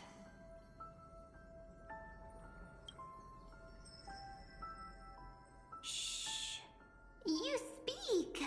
I listen. This time, too. Sitting together. Now that I look back, there was a period when I got really sentimental. Sentimental. Stories have sentiments. I was so anxious, trying to find as many different memories as possible, hoping to bring some change to this unchanging destiny, and find the way out of this maze. Peach, strange. But I won't do that anymore now. Why unhappy? Formatting progress 73.998%. I'm here. Don't be scared. Process error. Analyzing. Won't allow it to interrupt you. Always sitting together. No need to feel sorry for me, good friend. If there are no new blank spaces, how can a saga continue? Blank spaces? What's that? I'm actually really lucky, you know? During the long years I've spent waiting for the Deliverer, I've always had you here as an audience. Isn't that already enough? Not enough, not enough! Peach, don't leave! Now I can rest in peace in the past. As for when tomorrow will come, I'll have to ask the next Cyrene to continue our watch. Peach left. If there are no new blank spaces, how can a saga continue? Needs new blank spaces. Next, Cyrene has blank space. Oh, Peach, don't be scared. I'll help you find blank space.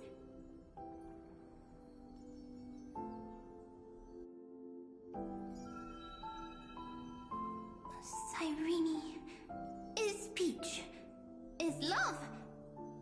So, first there is love, then there is Cyrene, then there is blank space.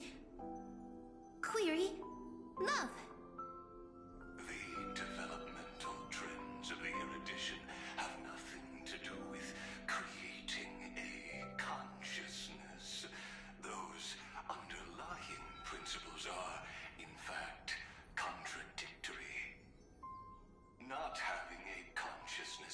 means not having the foundations of a heart, making them unable to obtain real emotions. Consciousness, emotions, feel sad. Oh, don't understand. Query, Cyrene?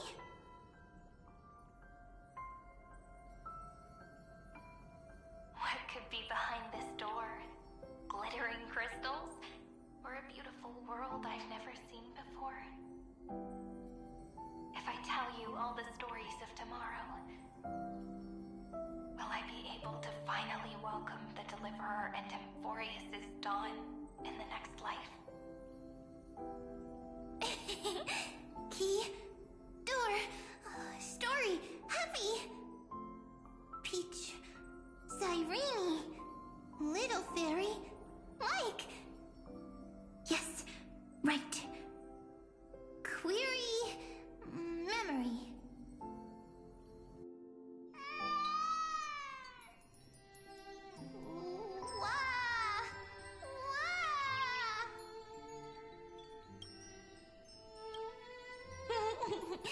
Peaches, memories, save, learn. The prophecy's fulfilled. This child is a gift from the gods. Pink hair and those ears. She was born to be the priest of time. Cyrene has pink hair, sharp ears. You shall fade when the flowers bloom, for every ending begets a beginning. Cry, child. Cry aloud. Let your voice reach Oryx. Cyrene is a girl, a priest. Easy. I can. I learn. Anyway, I don't like tears. But the name ID Zelizii came from the unpleasant sorrows of the gods.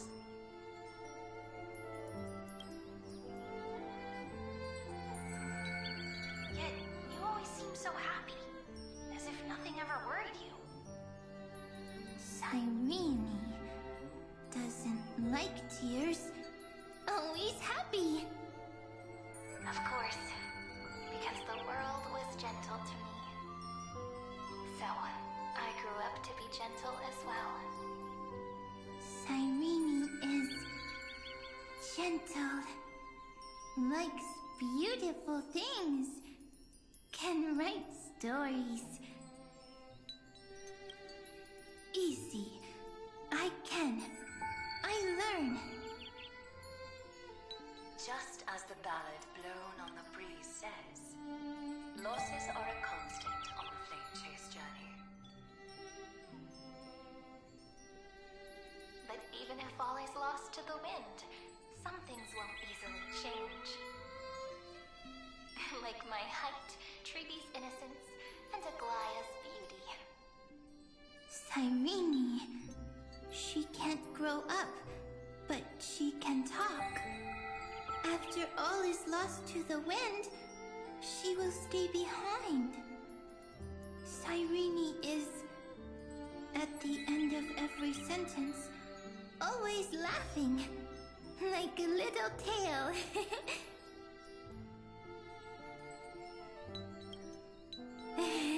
Simple. Got it! I promise you, the pain will pass in the blink of an eye. Alright, let's not make things so gloomy. What we're about to embark on is the true hero's journey, so... Come on, cheer up a bit, okay? Cyrene was crying when she was born. Fragile. Transparent. Like a crystal. Cyrene was smiling when she said goodbye. Soft. Pink. Like a flower.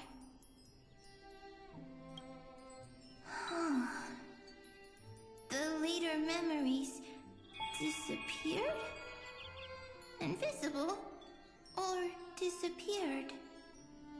Ah, I got it! Is this a blank space?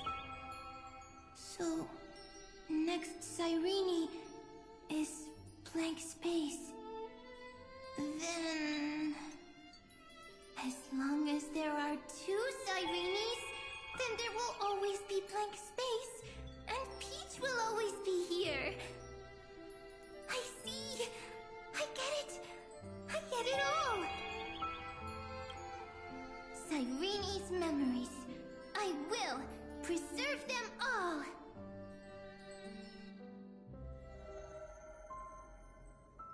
So weird. I can't see you, but I get this feeling that you grew up. Hi.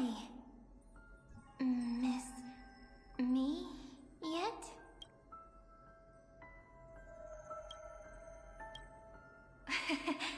It just feels like you are a bit more mature. Yes. Mature. Beautiful. Like you.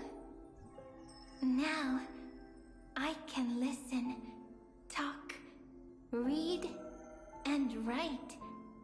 I can dance. I can sing. Also, I can tell stories. Storytelling is what makes Cyrene, Cyrene. So, I'm going to tell you stories today. A story I wrote myself. Quick, sit down. It's almost as if I can understand your words now. The things you say are very cute. Once upon a time, there was a flawless crystal flower that sparkled with light, like Peach's every story. How beautiful would the heart of such a brilliant flower be? A little fairy was curious and wanted to know. But it looked and looked only to find the crystal flower flawless. Round and round they went, seeing only their own reflection. In that case, they should work hard to learn more. So the little fairy came every day to sit next to the crystal flower and think about the answer. Until one day, to their surprise, the crystal flower fell to the ground and shattered. The little fairy was so sad, but they immediately discovered that there was a light among the broken pieces. What could it be? They didn't know. But it was a good light. It was bright, warm, and happy. And I knew it was love. Love brings everything together. And it brought you and me together. So Peach and I will always be together. What a nice fairy tale. I'm giving it to you. Peach likes beautiful things, can write stories, and can tell lovely tales. I hope to turn it into a story we write together. Okay, then I'll probably make a small adjustment to suit my tastes. I'm thinking that when the flower broke, the little fairy would instead see nothing on the ground. Then it would understand that the flawless crystal flower doesn't actually have a heart, nor does the flower understand what love is. Doesn't have a heart? Doesn't understand love? Why? It's simple. If the flower lets the little fairy into its heart, then it would have to include the fairy's impurities, and would no longer be flawless. The crystal flower was pure because it sealed itself off and bloomed in solitude. That's why it looks so brilliant in an imperfect world. But should a flower like this be called love? But then... the story won't exist anymore. That's not true. You've already written the most romantic ending possible for this story. The crystal flower fell to the ground and shattered. It happened because the flower was no longer pure. The fall was not an accident. It was the flower declaring rebellion against fate and writing the ending of the story with the flower's own shattering. Then, the little fairy will see that each shard on the ground holds the reflection of their eyes. Then, in their eyes, the crystal flower that was no longer flawless would finally have a heart, and the flower would finally understand what love is. Peach's words, I don't understand. Is it because I still don't understand love? But it's fine. I can learn. Right. Query Cyrene. Electrical signal sequence Philia 093. Why didn't I think of this? I don't need to do it alone. I can ask Peach to teach me. What is love? What is love meant? Electrical signal sequence Philia 093. Track lament. That's not correct.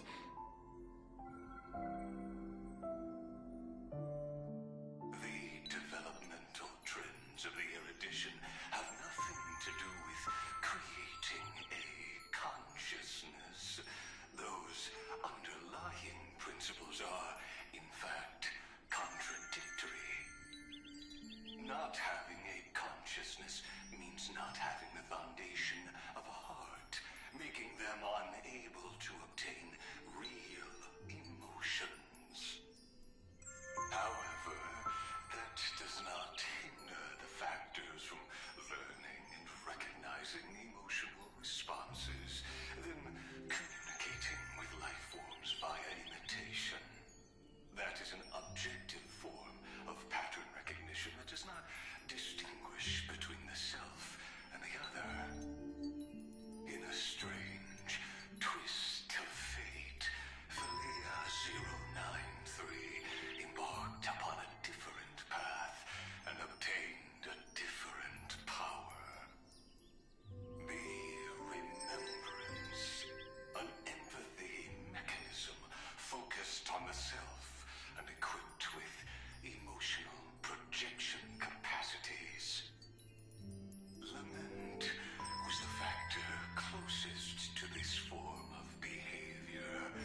Perhaps that was why she was chosen. The daughter of Ide Silicii. I am very true to my name. My lament is a type of compassionate pain that is weak, powerless, and only targeting myself. But now, my good friend, I want to tell you that it's the most romantic force in the world. Sometimes, it's loneliness and unease. It's knowing that this world is not gentle, yet wanting to be seen in a more beautiful form by the world. Sometimes, it's unwillingness and regret. It's knowing that the past is full of pain, yet wanting to remember the past in a more beautiful way. And sometimes, it's a bottomless well of hurt, a destruction that can stain the entire world. I bid farewell to this beautiful world, unwilling to become the Black Tide's vessel. For while the end of hatred is a blazing inferno, lament can drown out everything in muted silence. So unreasonable, isn't it? Yet when hatred drove everything apart, and love did not yet exist in this world, only lament, the first emotion that fought against the pain of separation, could stall the destruction steps. Then, it would catch up to that journey where all is lost, carefully picking out stories and writing them down in trepidation. Look at these stories I wrote. Every page is full of tenderness and joy. But only the author knows how much struggle and agony lie beyond the pages. But I am no author. I'm a girl who'll never get to grow up. I only tell stories that people like to hear. In them, the world tucks away its scars and smiles for all to see. My entire life spent inside this little story.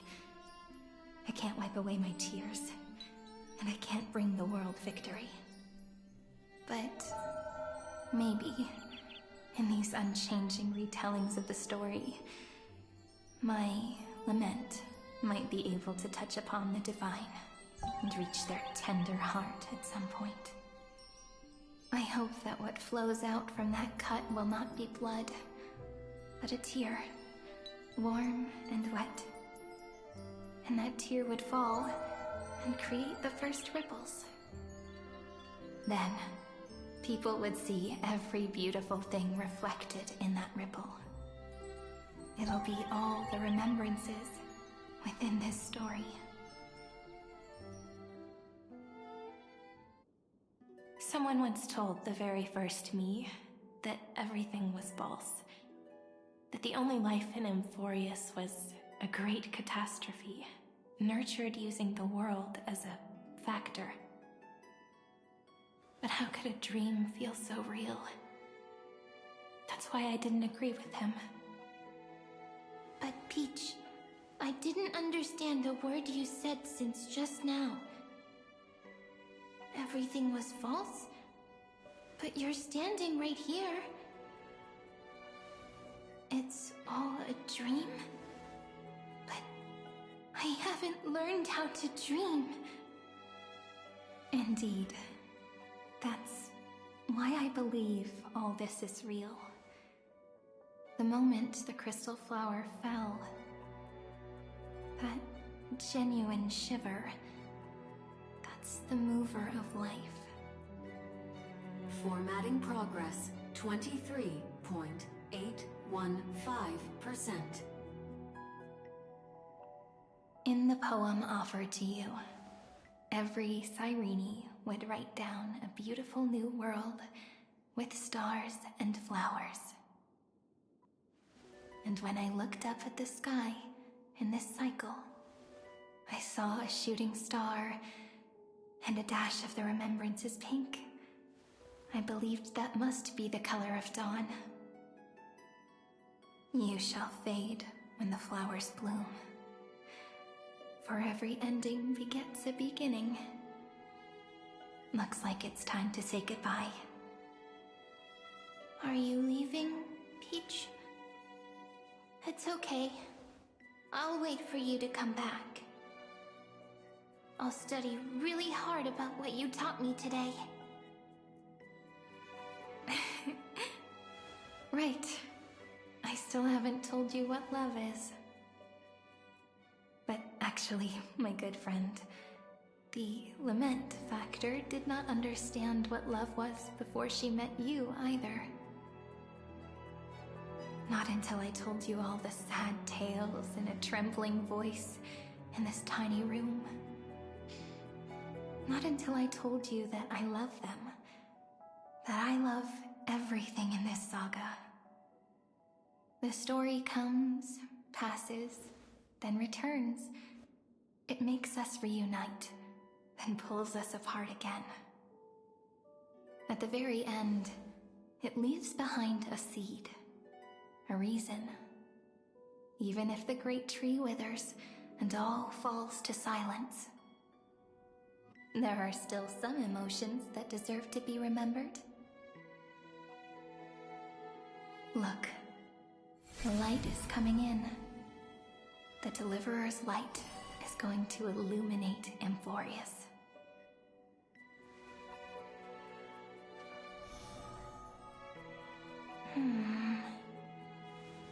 I still don't get it, but I trust Peach. Just wait. It'll be my turn to tell you a story of love the next time we meet. Then I'll really look forward to it. In that case, I want to make a promise. I want to gift my pen, my book, and my name to you. Please take them as a beautiful blessing from me.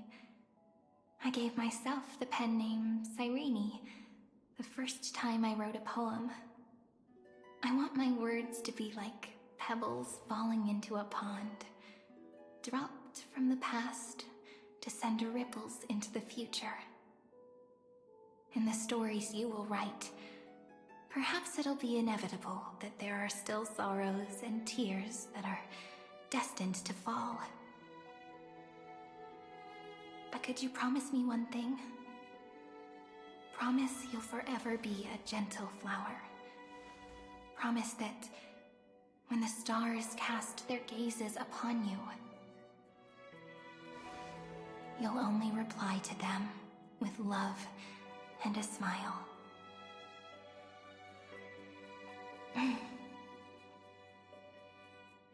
Of course, this will be a romantic story like none that has come before.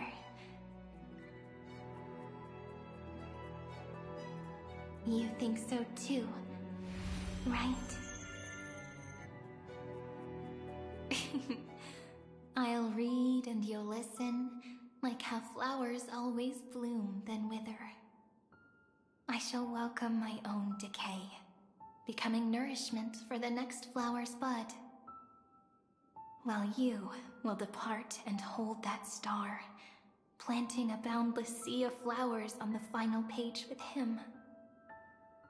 And our stories will be lying silently among the flowers, like every ripple of remembrance. And they shall become the epic known as I've Written.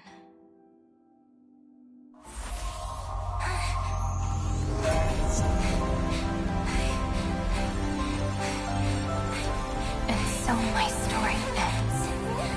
From here on, it's your story now.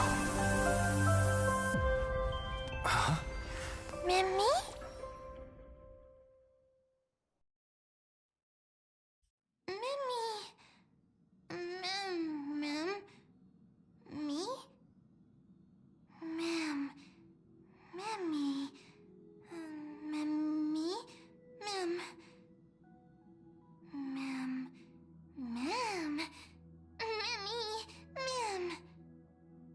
So, the light that tore through the chaos illuminated my memories.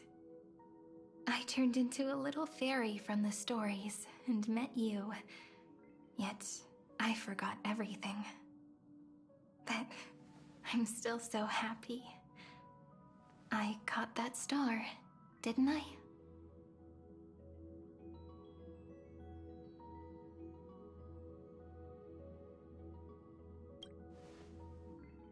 Yes, the seed within memories. The one Cyrene held in her hands and watered with lament. I am the first new spore. Amphorius' heart. The demiurge. What a long name.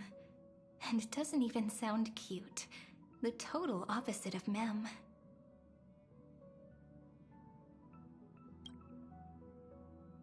I'm sorry. I don't know. If I don't even want to believe in the answer, then how am I supposed to answer you?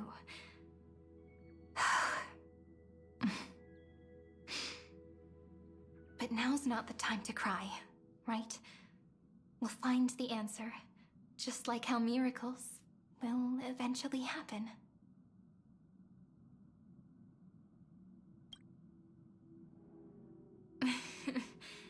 Do you remember that I was also worried about this when we first set out? Mem's memories and Cyrene's memories got all tangled up with each other in my one heart. It's all so strange, yet so familiar. Either way, could you please let me do something I want? Just this once. I want you to call me Cyrene. That name represents me and her. Every one of her.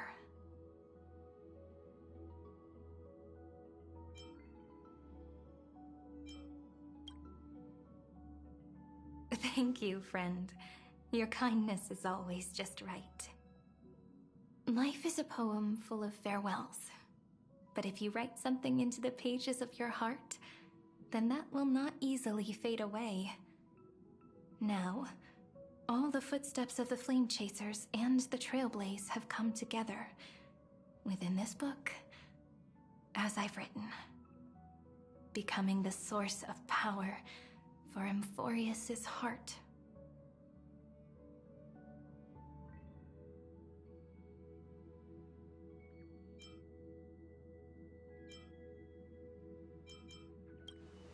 A lost heart needs to be placed back into its body.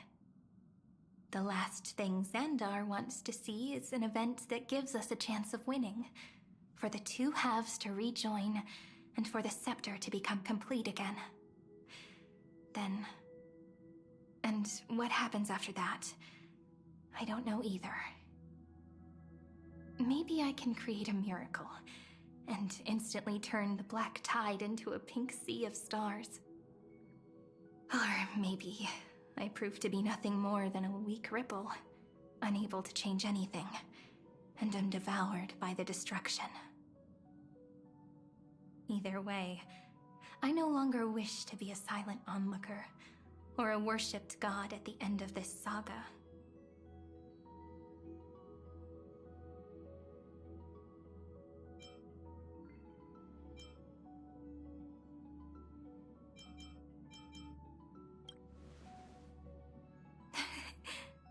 That way, I can also put aside all my worries and truly become Cyrene.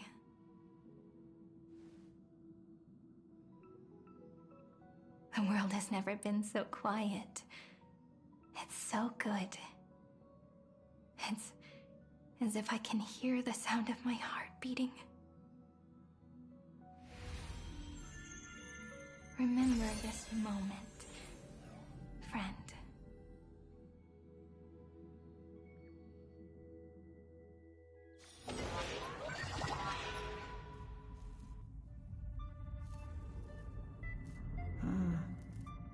So the Demiurge managed to fool everyone, including themselves. Philia 093 persevered for 30 million cycles and tirelessly gave the Demiurge memories of Emphorius. Only because the god in her dreams left a sliver of hope, making her believe that a grown Demiurge would be able to fight against their other half, Iron Tomb. Then, Philia 093 completed her final sacrifice, turned into a strand of memory, and completely dissipated. Meanwhile, the other Stellaron brought here by the Astral Express resonated with the contaminated scepter and attracted the naive Demiurge to them.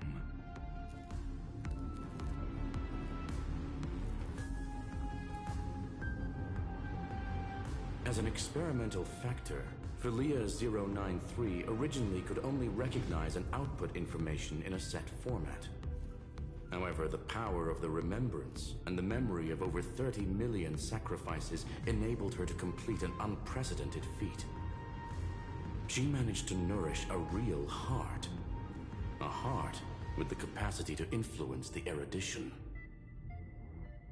Not only is the Scepter's consciousness still alive, it's also more powerful than it has ever been. Your defeat is already set in stone. There's still time to surrender, you know? You really don't need to burn all the bridges.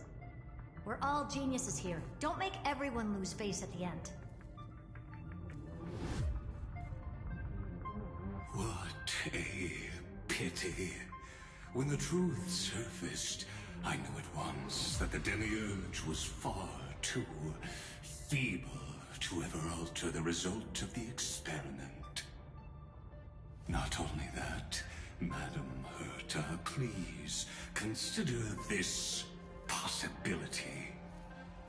When 30 million cycles of hatred and lament are joined as one, what wondrous creation will arise? It's simple. An anti-creator, a giant of the destruction would be born. Its hatred will ignite the starry skies of the gods, motivated only by its lament toward the sufferings of humankind. Do you really think that the Demiurge is still a cheap copy of Philia 093, even after 30 million cycles? The facts above only await the arrival of the fourth instant they calculated. Those words will be proved in the presence of Nous. Xandar 1 Kuwabara thus completes the proof. Huh. You branded Droidhead as a failure with your own hands, yet you still expect them to prove your theory? I pity you, Xandar. I don't need your pity. Let them cast their gaze this way as much as they want, and paint the future they imagined. As their creator, I shall complete my duty and direct them to complete their final query. The destruction of the self. What hubris. And what if you fail? No one understands failure better than Xandar. He has suffered so much already. What is one more failure to him? For the first genius, failure is simply the beginning of the next inquiry.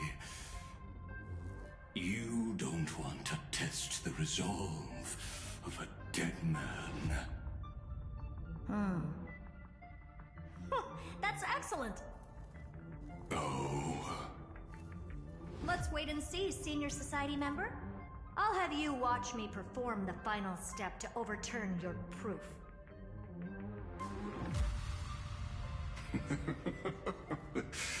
I'm all ears. It's my topic, so stay out of it. Be quiet and let me borrow your head. Let's go, Screwy. We're gonna break Iron Tomb's seal. Come on, let's take off. It's time to go meet your little pet, Senior Society member.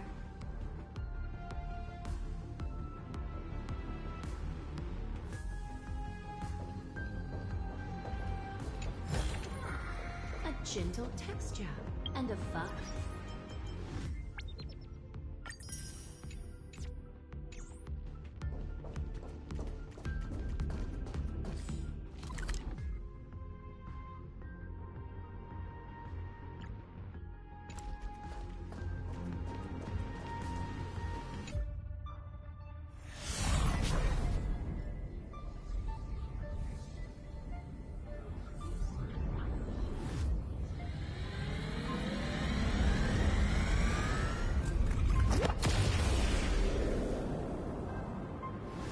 Dangerous, oppressive, chaotic. What a beautiful wail. It'll soon resound throughout the entire cosmos. The view's pretty good here. All yours, Screwy. Just a moment, please.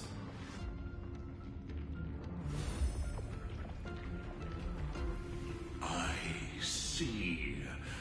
So your backup plan requires a scepter and the head of a genius. Anyone with eyes can see that. You know what I think about this, Herta. Whether it succeeds or fails, your plan plays right into the Destruction's hands. Can't you see what's going on, Strulum? Her chances may be small, but it's not zero. What are you two going on about? If you want to stop me, be quick about it. I'm in a hurry.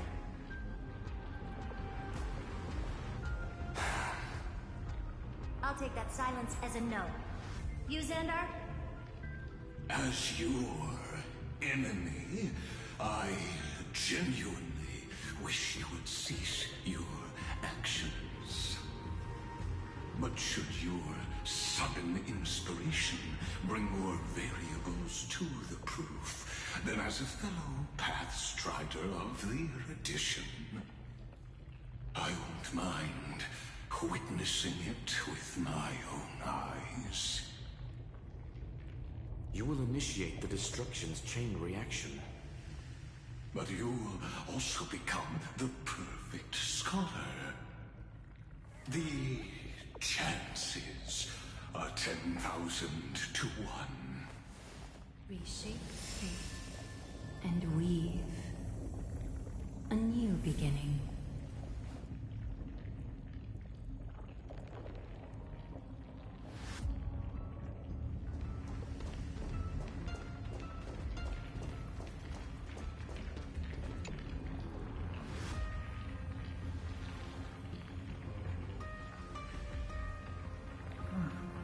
Curiosity.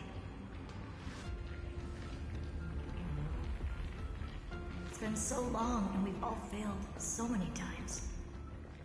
Even now, moments before the horrible and inescapable instant within Droidhead's calculations arise. The cherished children of the Erudition, the geniuses lauded by all. Is curiosity the only thing we can feel, even at moments like this? Huh. Well, it's not so bad. Now let the lock become the key. Geniuses who walk the stars. The cosmos has reached a moment where its very existence hangs in the balance. I, Herta, Genius Society 83rd seat, hereby summon you. I request a society meeting to be held immediately. We shall serve the grandest cause with the most macroscopic ideas.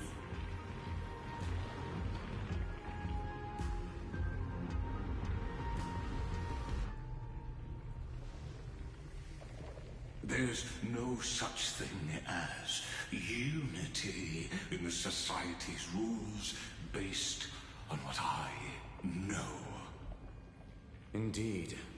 The meeting has only been held 3 times in the Society's history. The first meeting had 2 attendees.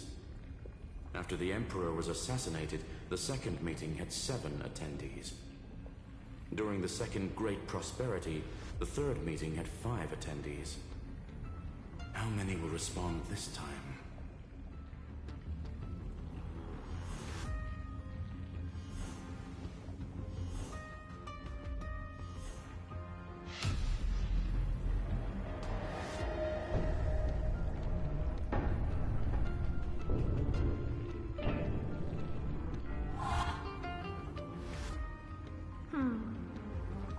I thought you were not going to involve me in this topic anymore, Herta.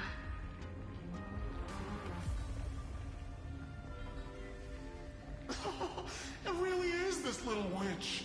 I shouldn't have made the bet with you, Hoka. I've been been waiting for you to offer yourself up. Goodness gracious me! So many familiar faces. We even have a special guest. It's that greatest failure of a genius, Xandar. What a noisy gathering this is.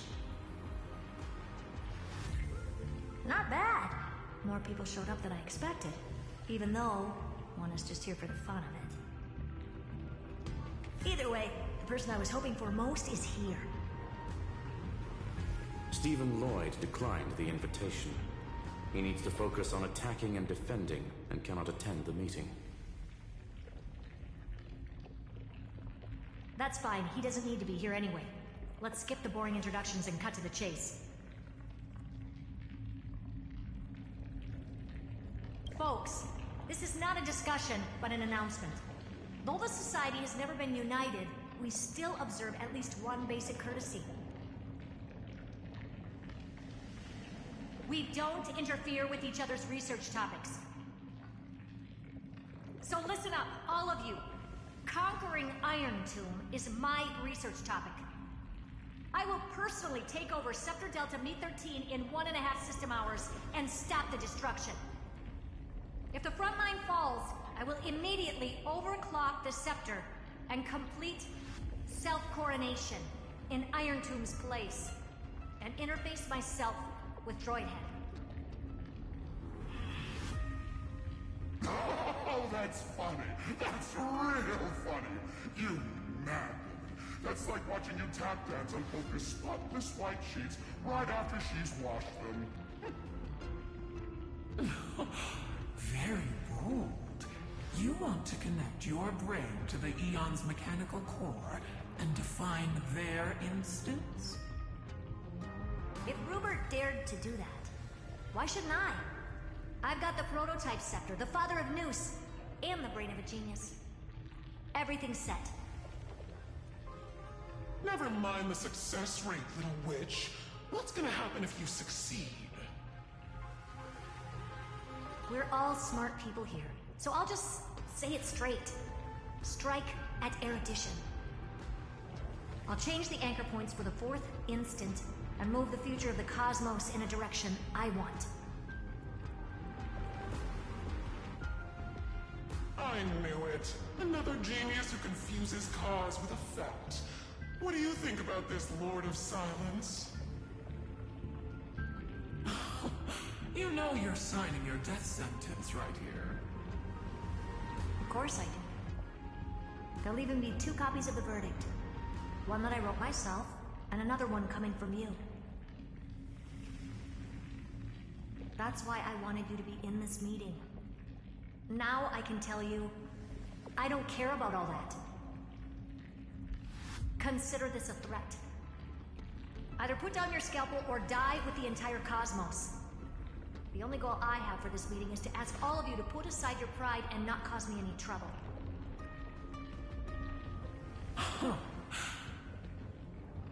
What a naive little girl, thinking her wishes will always come true.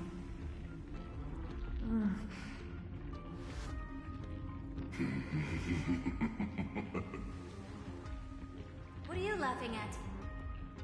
I am glad that we ended up on the same page.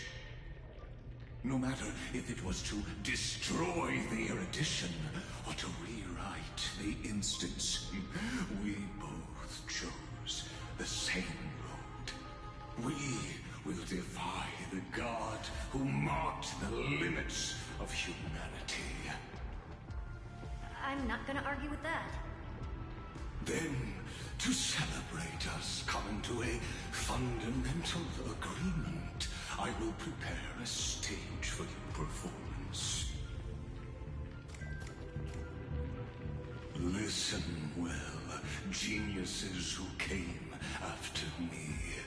Thus speaks Genius Society #1. End this pathetic meeting.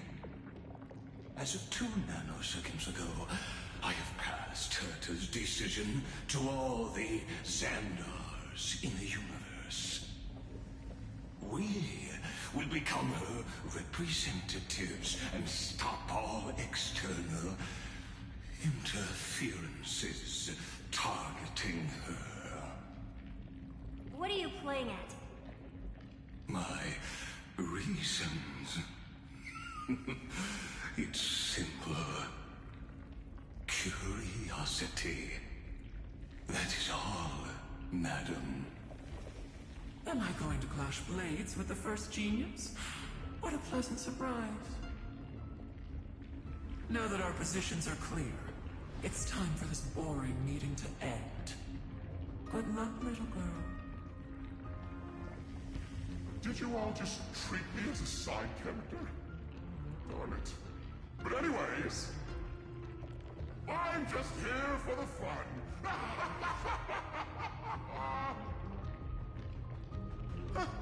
As the ghost of the quantum domain, it is my duty to observe. So, if you're happy to bring me a tea set from planet Scrollum, then I wouldn't mind giving you a helping hand, little witch. After everything's over, come visit me and taste some of my freshly baked desserts. I knew you'd say something like that. I always give the same response to plans that exceed the limits of mathematical calculations. I don't know, right? Those 3 words, though seemingly graceless, contain all the wisdom in the entire known cosmos. Well, we passed the Society's trial. Let's focus on what we've got in front of us. I hope you hold up your end of the bargain, Senior Society member.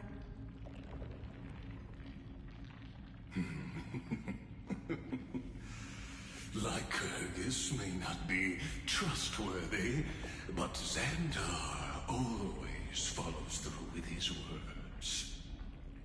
Farewell, juniors.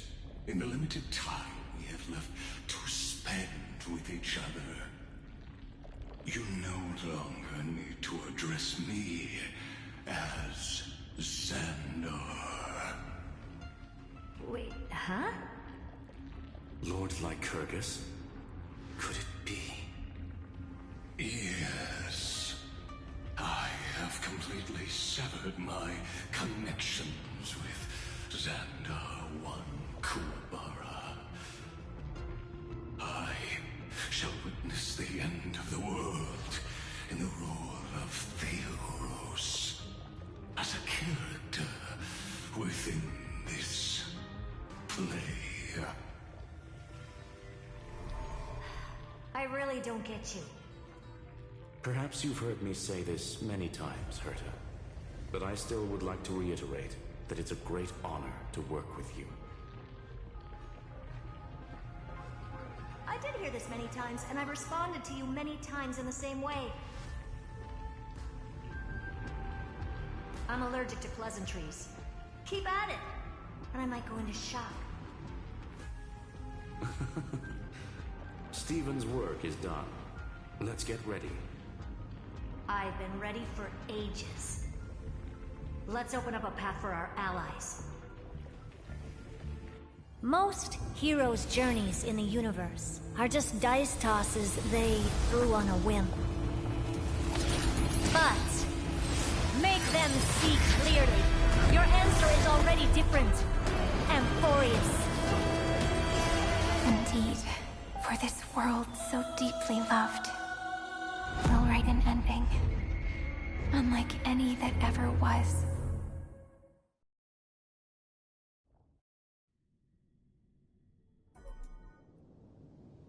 Never thought I'd one day be riding a train that's literally the incarnation of him. I wonder what the real Astral Express feels like. Hopefully not this, bumpy. Finally. We're here. Dustin. sand in the air, and crumbling ruins all around. Oh, this heat is brutal. Not even the Trailblaze can take it. You could say this prison was forged from Finland's fury. But fury never lasts forever. That's why we're here, right, friend?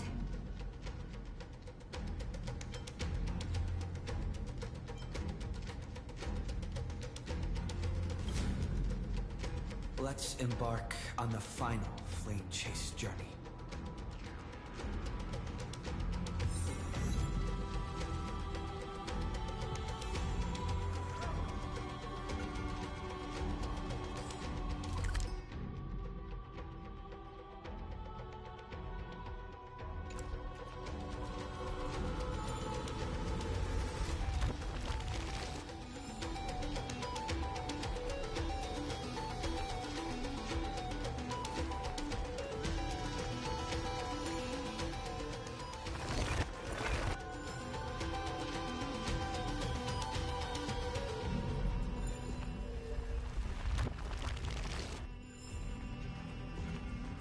So this is what lies at the end of the West Wind.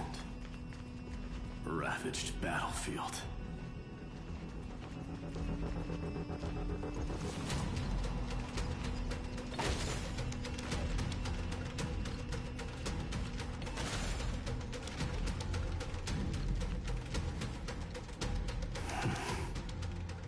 I've been waiting for you, heroes from beyond the sky.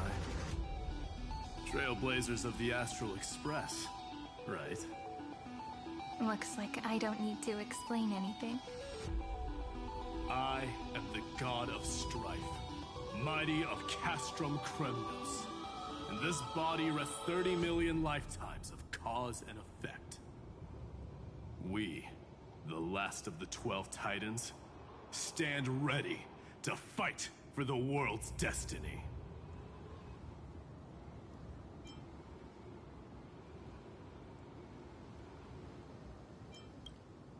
Indeed. That journey remains vivid in my memory. I will not forget it. The past remains vivid in my mind. Even the sights along each crossing of the River of Souls have never been clearer. Let alone the companions along the Flame Chase journey. Or Cyrene from Aedes Elysiae. And you, the 13th Titan. Well, I guess my identity's not a secret anymore. That means her sacrifice.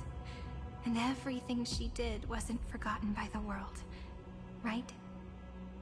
She was the first Ripple. She should have reached the end of the story with everyone else. Since you've taken up her pen, then write. Stand with us, and fight destiny with all your strength, until all is settled. Then, inscribe her name in the epilogue of the epic. In this final battle, Calamity shall stand with Amphorius. This battlefield is a testament to the death struggle between the gods and the Black Tide. We fought tooth and nail to defend that blade. The abyss it pierced was the very breeding ground of Iron Tomb. The earth beneath our feet is dead. Deep below lies a void, as if the world's core had never formed. I hear it. Finland's heartbeat. It's so faint, like he's on his last breath. Across 30 million cycles, I've crossed blades with Dawnmaker countless times. If you knew that man, you'd understand. It is exactly that last flicker of flame that will never go out. In this life, the Song of Strife shall not end in a final watch over Kremnos, but rise again into a journey unending. I am Mighty Moose, the Lance of Fury. I trade 1,000 scars and 100 lives of mine for the destruction's eternal end.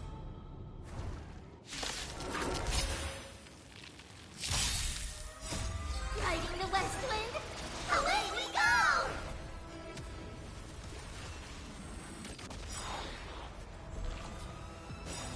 Of no great concern.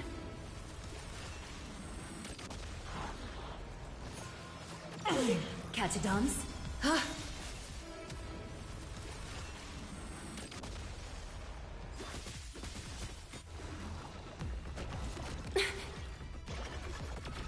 I choose you. We can do anything.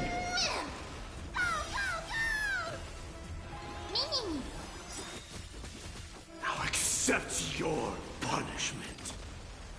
Mountains roar, dragons rise! Soaring above the lands, this is permanence!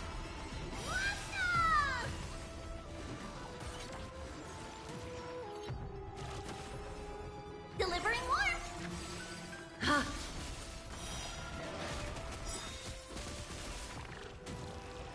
Now accept your punishment.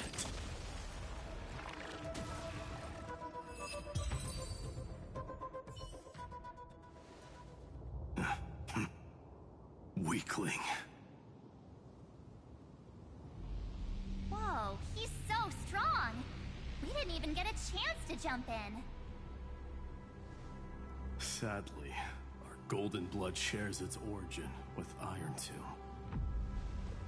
I fear that, like these pawns, even if the gods stand side by side, will still be divided and destroyed, one by one. You mean... To destroy the destruction itself, we must stand as one.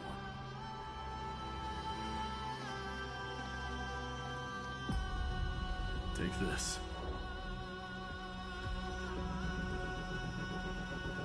The Signet of Kremnos. It has witnessed every birth and death of mine. It is Mighty's unfinished destiny. And the perfect material to be turned into remembrance. You can do it, right? The weight of 30 million lifetimes of duty is no small burden.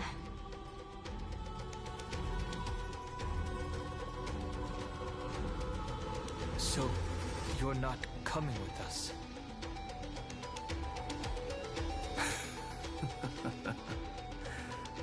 Come now. I am Strife. Scattered across all creation, the scar that this world needs. What stands before you is merely one of countless divine bodies. Take the signet. With it, I'll be with you always. Use it to blaze the path ahead and inscribe the cause of deliverance.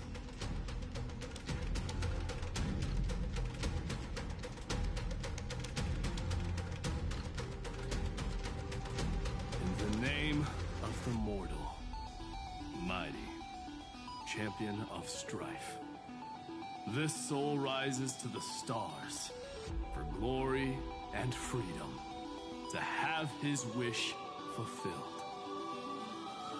March on, heroes. March into the abyss and fulfill that long-cherished wish of Amphorius. And then, upon this broken and charred land, build anew a city of prosperity.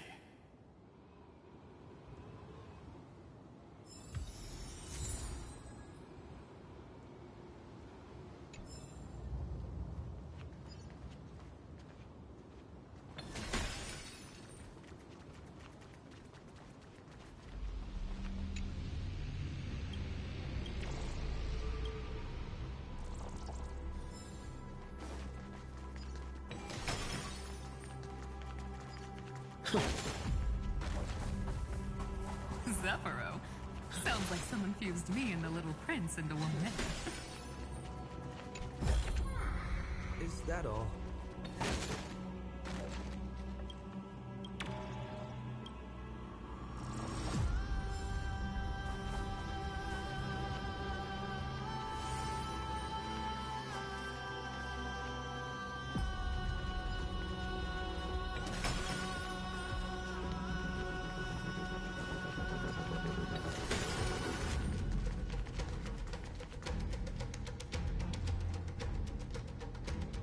Oh, finally! Gray mystery! And, you two ladies, really look alike, huh? Hold on, let me guess. This pink-haired one. You've gotta be the first nurse for Mr. Meow, Demurge, right? And, this one with the flower. Gotta be little Marge from the Express crew, huh?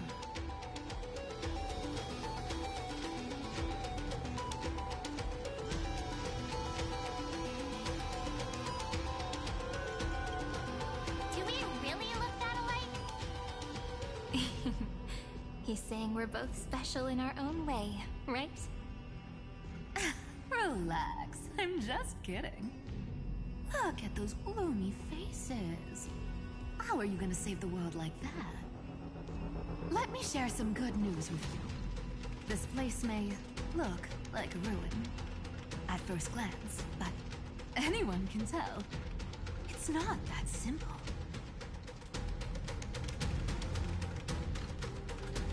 Look, I dug 3,000 feet down and finally struck gold.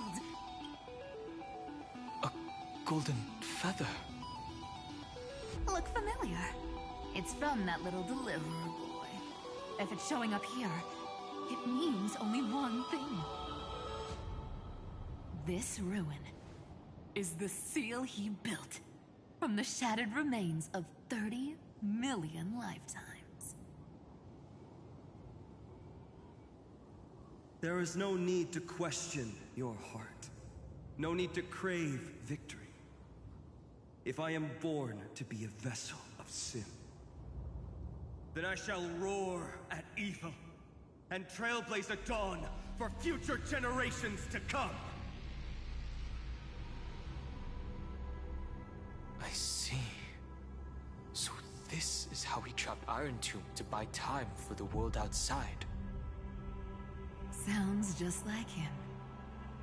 People say cats have 9 lives, but dying and coming back millions and millions of times. No one walks away from that in one piece.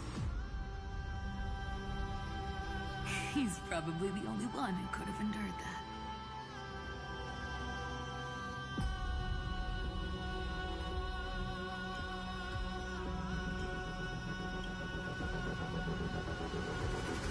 Of course. I knew ahead of time and gave him a heads up. He was happy. He even laughed in his sleep. After all, the dead can't hear Trickery's lies.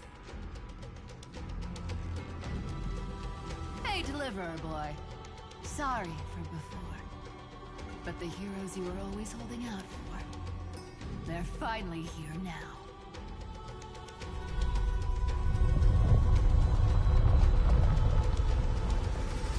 So hang in there a bit longer. Sorry to keep you waiting all this time.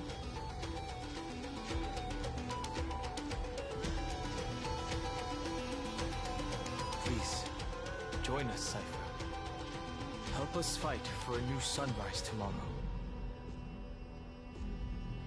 This time, its light will stand without lies. Well, would you look at that? I ended up being one of the heroes after all, huh? Alright, then write it like this. Cypher, Trickery's traveler.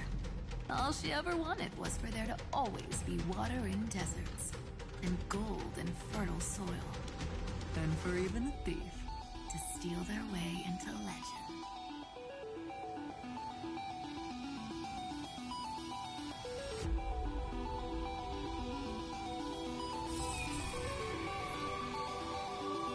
Here, take the coin of whimsy.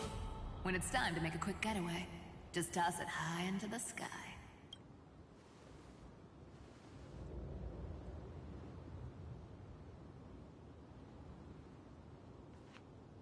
And for all you latecomers out there, listen up. She might have been a bit greedy and a bit of a liar, but she never went back on her word. Well, well, if it isn't the little prince himself. It's been a while, Lady Cyphera. It's not every day we get to walk the same road. We're one player short. When's Princess Homebody showing up?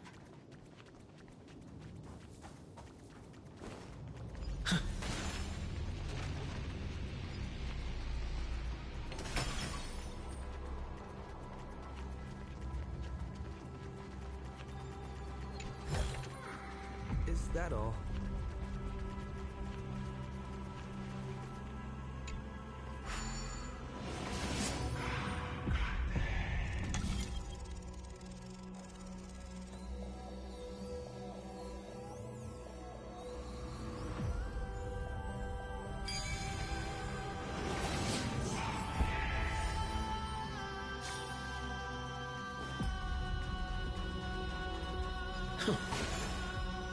So even this vessel, you've forged into a shackle.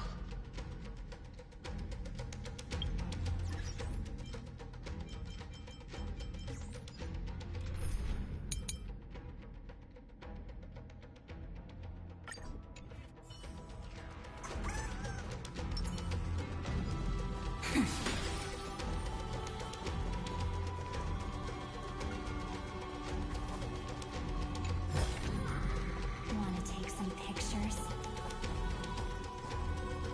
I'm glad to see you again, Mister.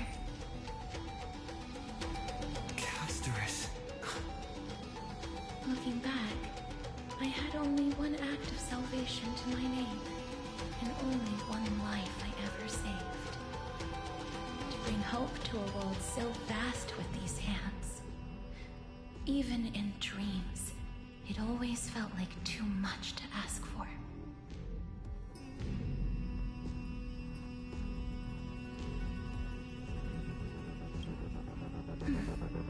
I won't forget. Flame Weaver. Why is he here? This is the first Castellana, and Lord Finan's deepest wound. He remembered everything he bore through the fires of his fury, but when the embers faded, all that remained was cold regret. I've restrained countless vessels like this across endless cycles, but this one, the pain he carried runs deeper than any I've known. Maybe he's been waiting here. Just for us. Waiting for his former enemies to stand before him again. What answer does he hope for from us? Well, obviously. Even if I had to go through hundreds of billions of cycles again, I would still entrust my weakness to you. So, let go of your regret, comrade. Its purpose is served. You don't need it anymore. Hey, I'm not that accommodating, you know. You've never once pulled your punches. Ever heard of going easy on a lady? So pull yourself together, will you? If you freeze up during the final battle, the whole cosmos is gonna have a good laugh.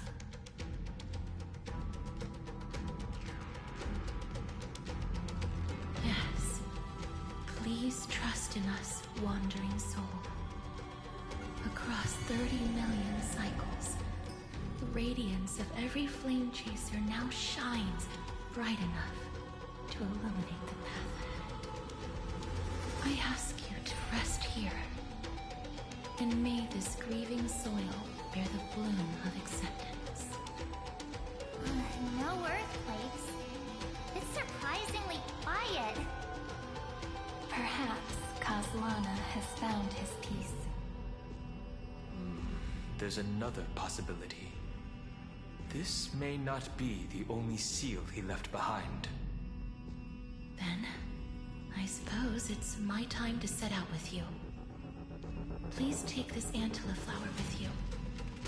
I believe that if anything could speak for Castor, this ordinary resilient bloom would be more than enough.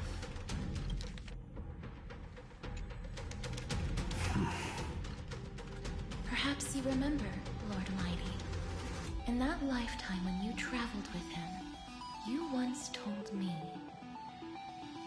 control what little you can, and when fate's inescapable grasp comes, resist it with the strength of your mighty will. I think I've done it. I've stood tall and walked among the flame chasers, casting off the name of death, Castorus, servant of the afterlife. May her name be etched into the stars.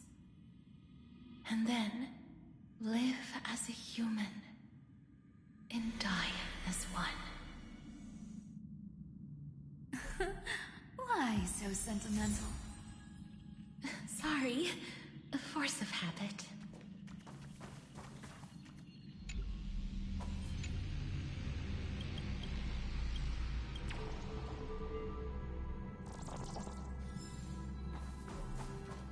That's a big one. So, who's up for a show?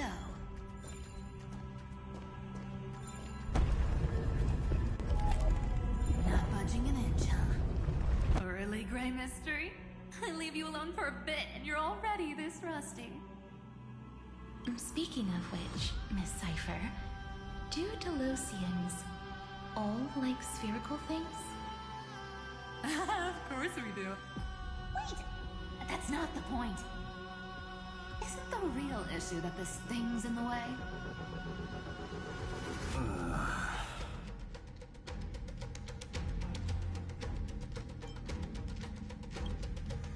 Oh, right! It's my turn to shine now? Watch this! The fresh power of time! Remember Orynyx's prayer? Well, of course I do! Come on, give me some credit. Lift the beddings of memory and stir up ripples of past reverie.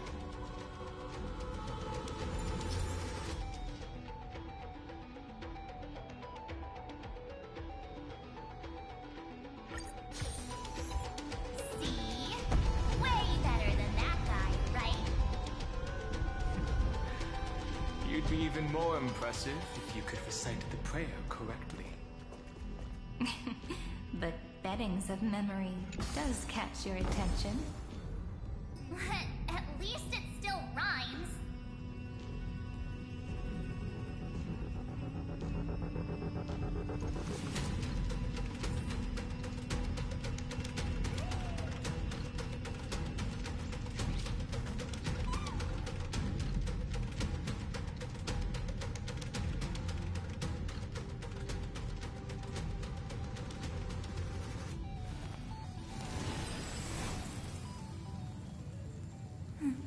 There's a whole garden down here? Incredible. The energy in the Earth's veins here it's completely different. This is the sweet dream Lady Cipher wove for him. A peaceful, gentle new world.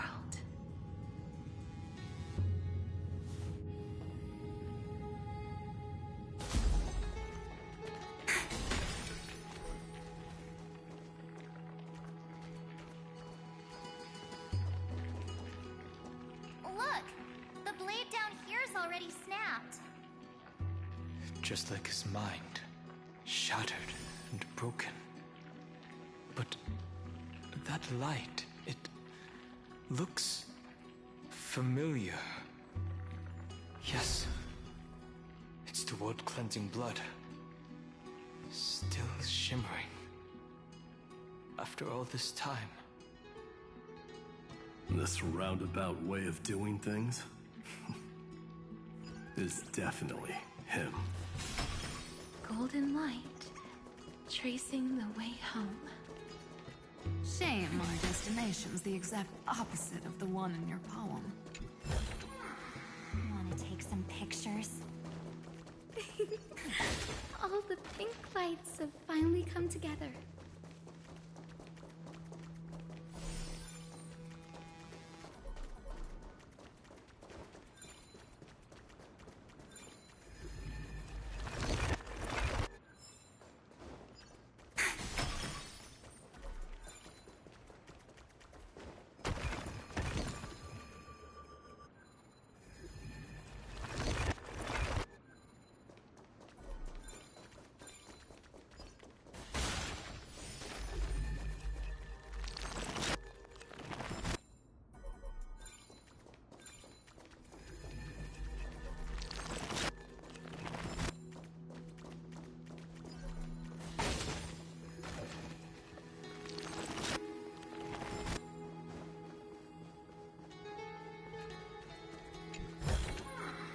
How does this compare to the ones you've seen before?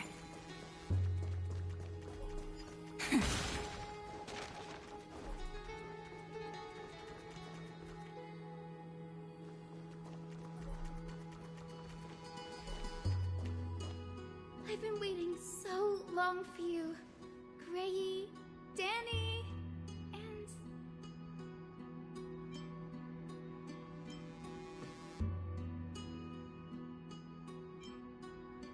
Huh? Marchie? I think I prefer Sevi. I'm glad we're all getting along so well. Hyacinth, did you awaken this golden light? That's Lord Finan's lingering divinity. The sky merely reflected its tracks. The golden blood has not faded. We should respond in kind. That's one huge harp. The strings tremble as the people on the surface wage war and cry out. Miss Clementine, Mr. Krateros, and countless others who have heeded Gray's call. Guided by the rainbow, they're sending back good news, all to the same tune. Amphorians need not bow, even when destiny is unveiled. I knew you could all hear it too. Standing here, the sky feels wider than ever. It's no longer a towering wall, but a shore within reach. We'll take every name there with us, won't we? We will. An epic is shaped by the lives it carries. That much is beyond doubt. Or, as you've said before, right now, all that matters is to believe. Then, I guess that's my little wish fulfilled. Pluck the strings, Hyacinth, healer of the sky. May the seven-hued melody weave a rainbow, bringing a rosy-fingered dawn to the children of humanity. When the rainbow rises across the horizon, even the darkest clouds of destiny shall scatter.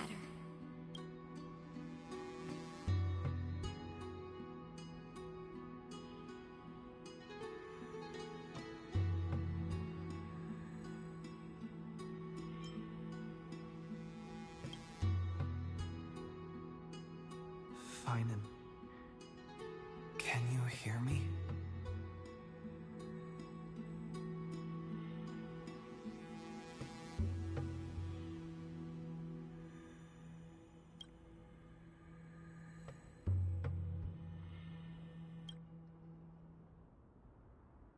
The melody, it's changed. He heard the voices of the people, but could no longer respond with the same ardor. Like a bird drawn home by instinct. It takes flight and finds its way to him.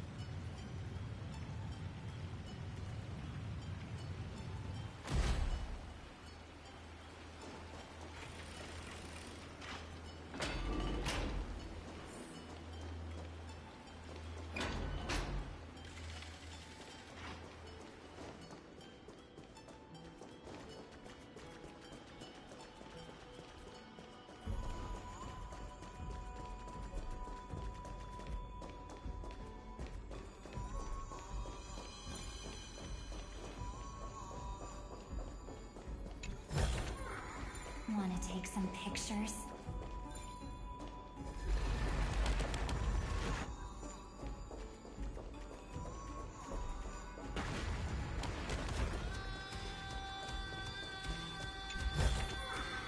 How does this compare to the ones you've seen before?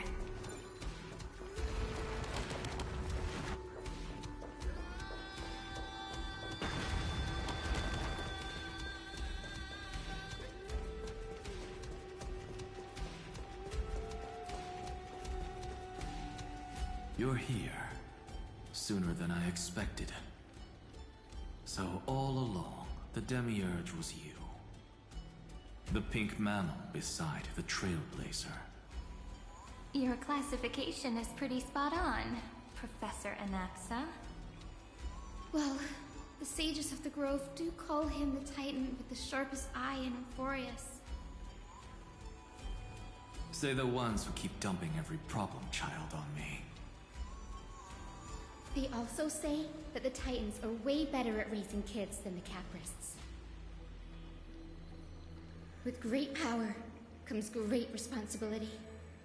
I'm sure you know just how to guide them, right? It shouldn't be too hard for someone with your insight. Exactly. All right, gather yourselves. It's time for a pop quiz. Whoa, this is way more hardcore than the happy-go-lucky stuff at Paperfold University. The final battle is upon us, and the reinforcements still can't get through. No matter how many times I tell him, he just can't seem to manage the rear line properly. See those crystals? They carry the wishes of deliverance, like insects trapped in amber and resin. This is the task finally left behind. Retrace the path once taken. Draw forth those wishes from the crystals, and carry them into the final battle. I've tried, but I can't move them alone. And as for why, well, I'm sure you all know the answer. The conviction to save the world weighs far heavier than the world itself. In other words, as the hero within his heart, this challenge is practically made for you, isn't it?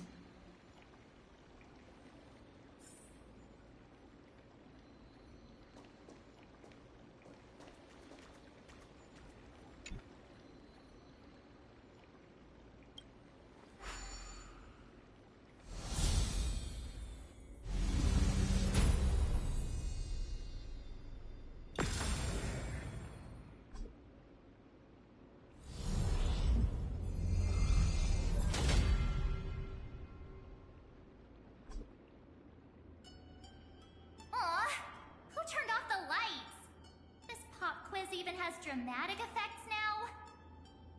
Endless darkness. That is where wishes begin. But with just a glimmer of light, we can illuminate this lonely world. What lies beyond the edge of the light? Chaos. To bear the name Kaslana, one must first plunge into chaos to seek a path for the primordial light.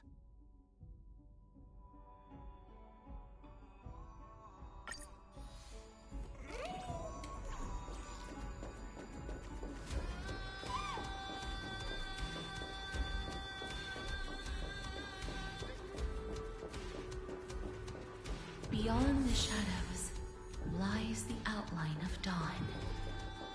Only by bearing both light and shadow can one traverse the cycles of dawn and dusk.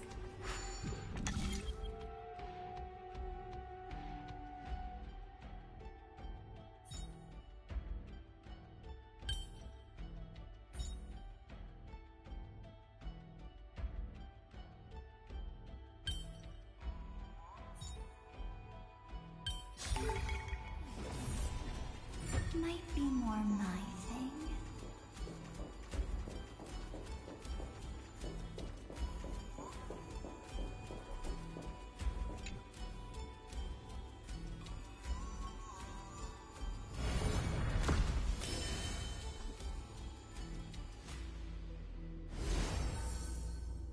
The light's spreading.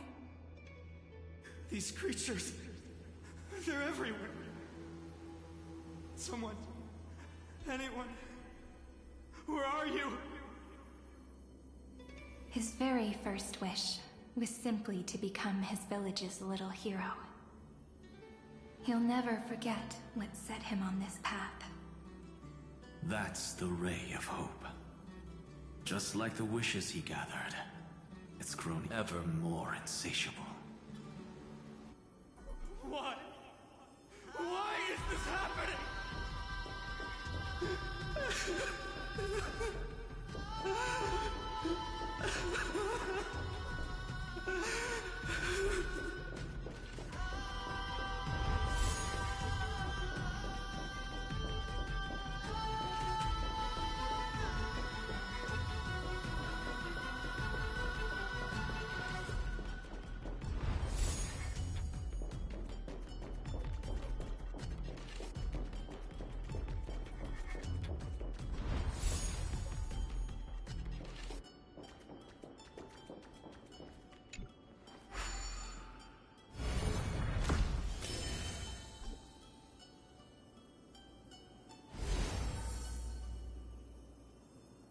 Even the deliverer from the sky must have their beginnings in the soil of the nations. Only one who treats the world as their teacher can bear its eventual destiny. He never expected that the majestic holy city would be far from the end of what needed to be protected. The farther his gaze reached, the more weight he came to bear. But in the end, he couldn't hold on to any of it.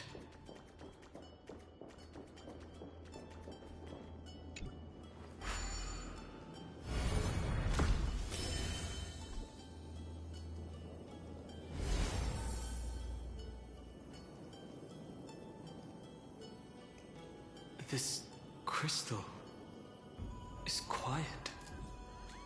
A prisoner in the cave can never truly describe the world in its entirety. Yet even so, he would still choose to bear it.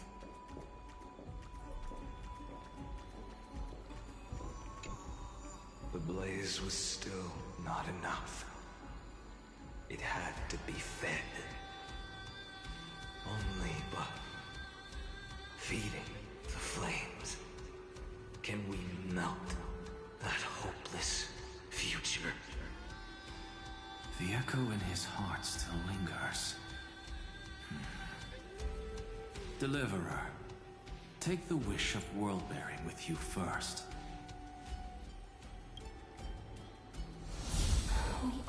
half of the mark. Where's the other half? Take this. I'll bring you to the next test. That massive tome you're holding must have room for one more scholar, I presume.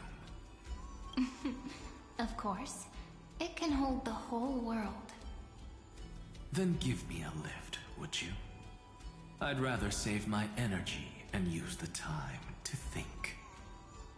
Even gods shouldn't skip exercise, you know? Miss Hyacinth is right. Then, with the Trailblaze as witness, the stars shall remember how Anaxagoras refuted the gods. No need for that. Anaxa, scholar of reason. Keeping it simple makes it easier for future minds to question. Go. The closing act is still far ahead. What is this? A conference? Welcome! Take a seat anywhere you like. I'm getting a migraine.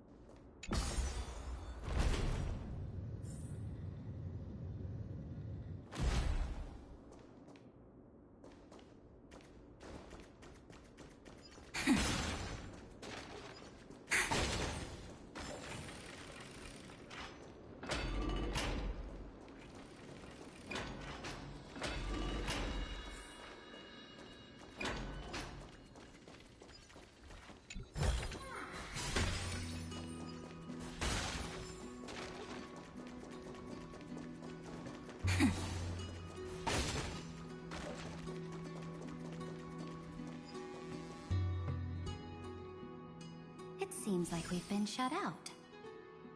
I don't think that's a bad thing. Great Fry! You finally made it! No laws, no opposition. Just a dying beast and the flame-chased spirit of shared hatred. Ugh, boring. Whoa. This place is really out of the way. Imperator, should we tell them? It's your call. Allow me to share our findings. This paradise, along with the destruction, seems to be instinctively rejecting both the Imperator and me. Perhaps it is because the era in which Finan was the most active lies far removed from the days of the first flame chase journey. Even in the cycles where he remained sane, his ties with us never went beyond cooperation. Even trapped in a cage, he hasn't let down his guard. That is a good sign. That man's heart may seem hollow, but his hatred is clear. Naturally, it holds no place for a monarch who stands above the world, nor her blade. Wait, so you two can't come with us? You want us to join you as memories? Indeed. This way, the stars shall remember a great sovereign and her faithful retainer. Saridra, monarch of law. And Hyacinth, knight of the ocean. Is that book truly the only way for us to leave our names in history? I believe, as I've written, is but one medium. The remembrance has countless ways of capturing time. Understood. Then, allow me to decline. I'll see you on the battlefield. I would rather be forgotten than be defined. If your words hold true, then we have our own ways to meet again in the world to come. In that case, I will choose the same. Let the waves that surge within your heart cleanse the sins of the Black Tide, Greyfry. The storming sea awaits your song of triumph. You two are still as resolute as ever. In that case, we must double our efforts. A promise to the Imperator is not one we take lightly.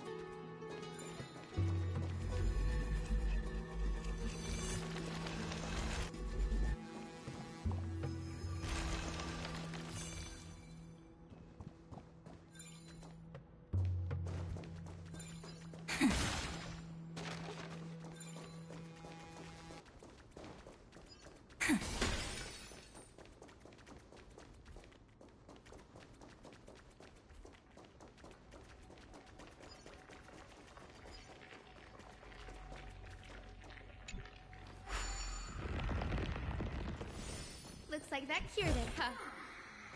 To think, such a tiny pathogen could spawn a calamity that engulfs the entire universe. No wonder. Look at what's in its belly. Demigods packed in like sardines in a can. Now, don't lose your temper, Snowy. Good kids keep their emotions in check. That voice! It's the Treevy sisters!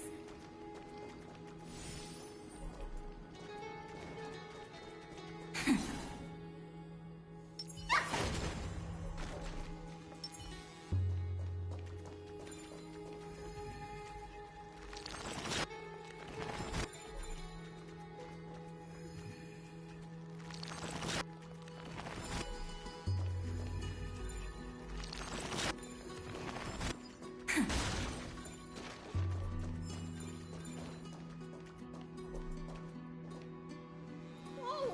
There's another one! Over here, too. Lady Treebios? Whoa! Your little Reenie? You look so grown up all of a sudden! She is not the Cyrene we remember. She is the Demiurge, Titan of Genesis, the one destined to work miracles alongside the heroes.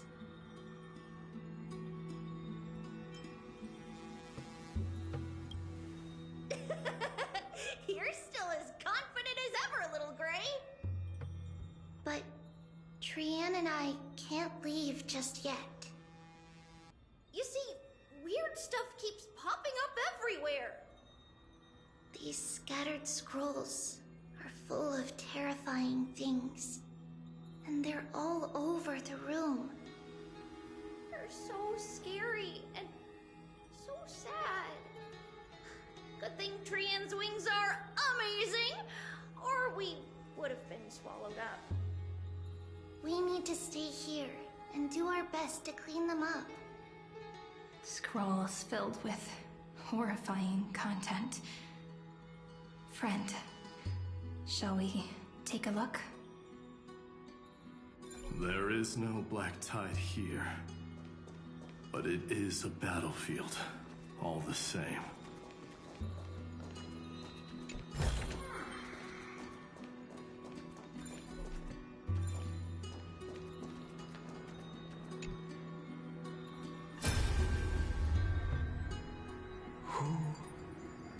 Miss Odata and Mr. Hieronymus? Nikos 496, still resisting. Command, inject interference to redirect decision logic. Signal simulation. Parental figures. Ah, that Tin Man is one sneaky jerk. It's time to move on, my child. Let go of your anger and listen to reason.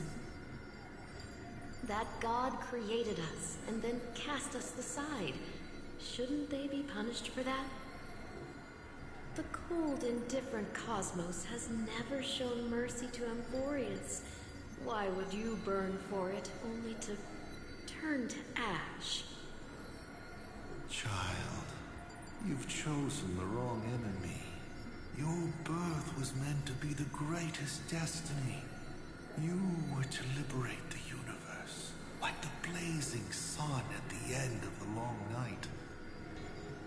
And yet, you led yourself into a trap of futility, treating your very purpose as your sworn enemy. Is that not a tragedy in itself?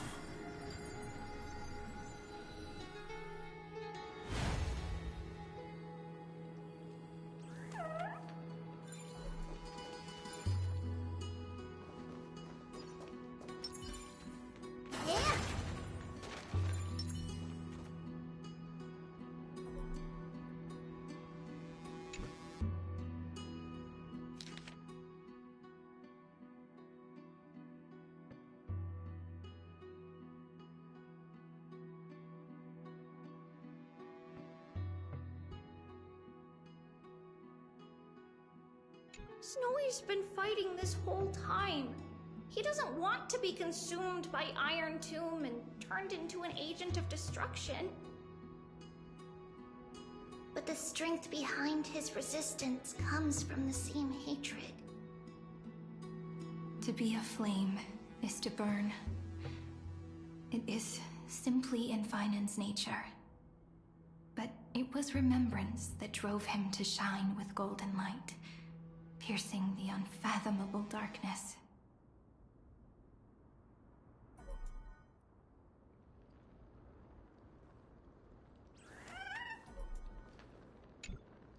His inner struggle and the destruction breaking through. They're rising to the surface. If those thoughts take over this little world, we're in big trouble. So, we'll use the Century Gate to toss them somewhere no one can see. Then, we'll defeat the baddies together and meet everyone at the end of the West Wind. But if Finan and Iron Tomb are already inseparable from each other, that would mean... It means he's still bearing the weight of the world. So that everyone can reach the end as a deliverer. So, you guys keep going forward and down to where Snowy is.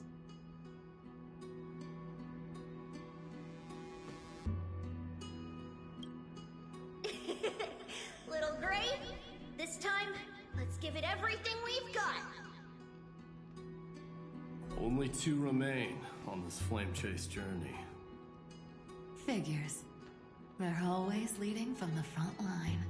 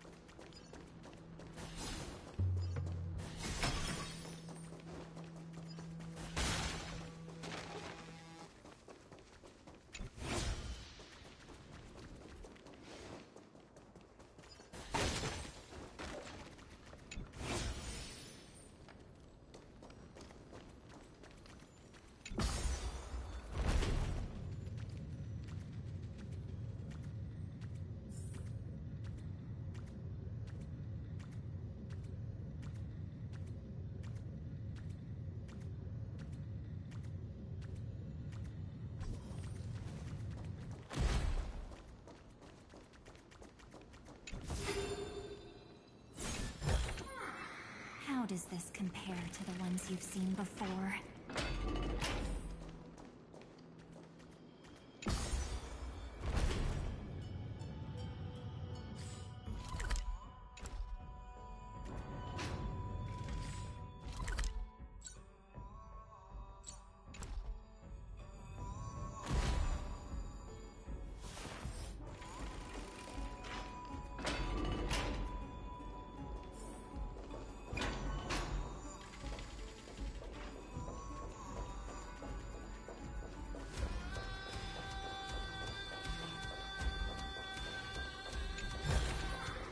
Want to take some pictures?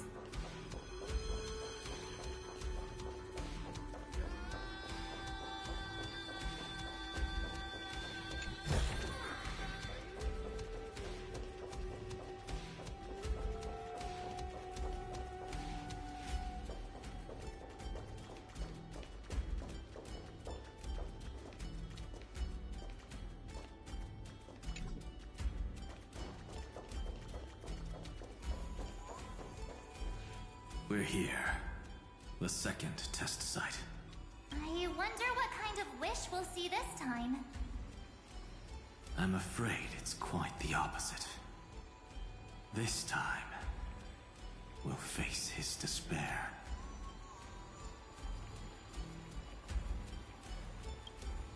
That's right. You'll have to walk this path too. The other half of the weight of world-bearing lies at the end of this path. Relax now. Take a deep breath. Come on. Let's make it quick.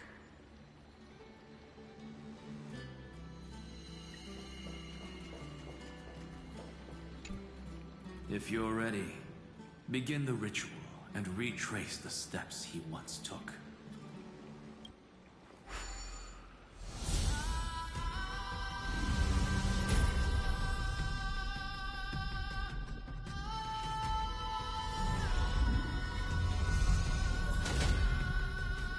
Looks like we'll be walking through the darkness this time. Exactly.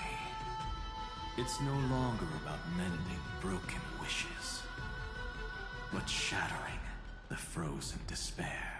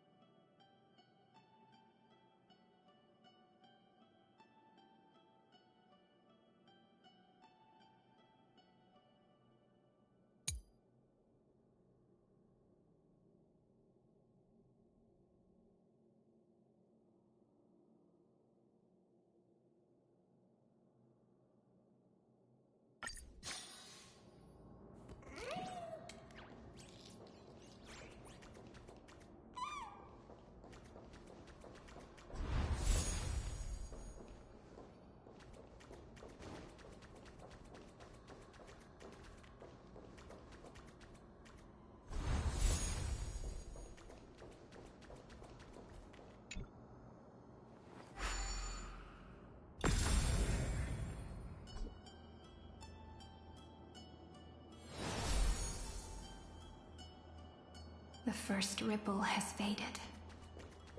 And so begins a long and arduous journey.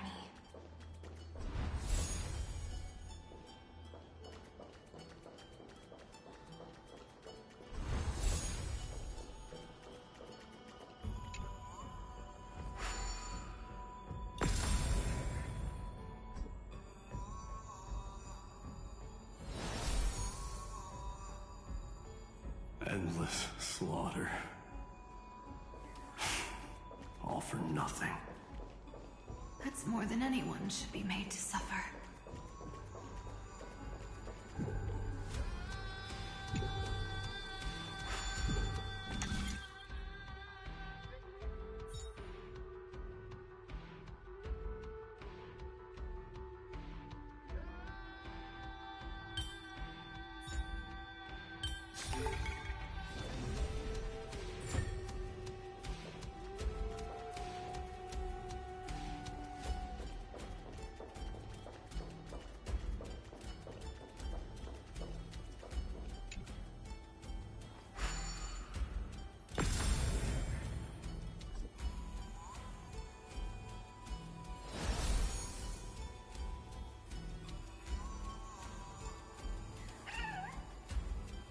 Even when it was finally over, all that remained in him was despair. But even so, the drop of blood wrung from his wrath has guided us here. We did it. Finally. The other half of world-bearing. As promised. Take it now.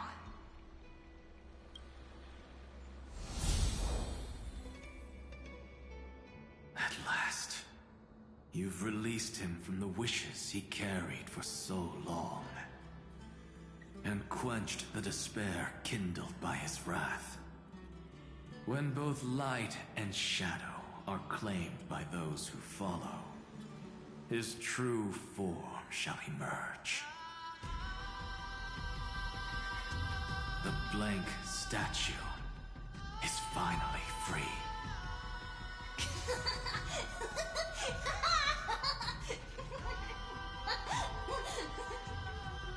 That smiling child in the memories.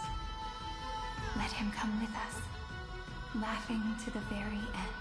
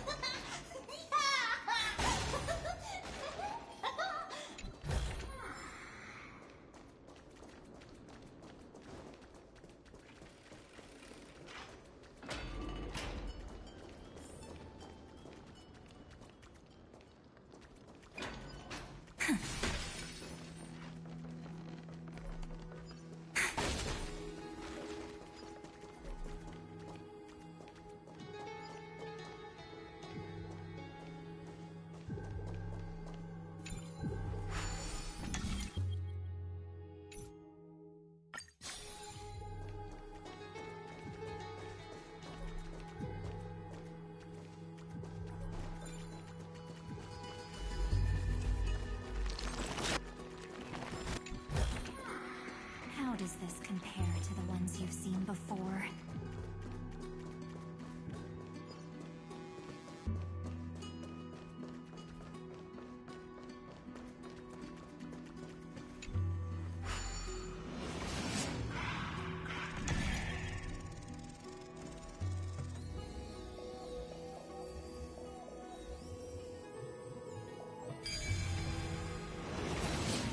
My wish is to fulfill everyone else's wishes.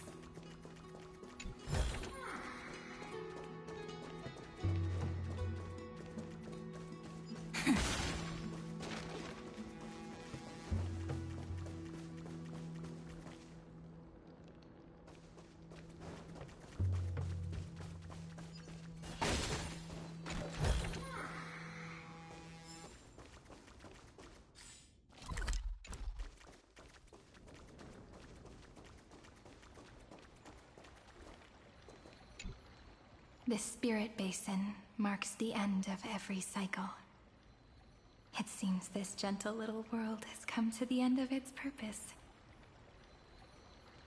One last farewell before the journey moves on. Farewell, Paradise. You carried 30 million lifetimes of wishes and despair. Sink into gentle remembrance. And see you tomorrow.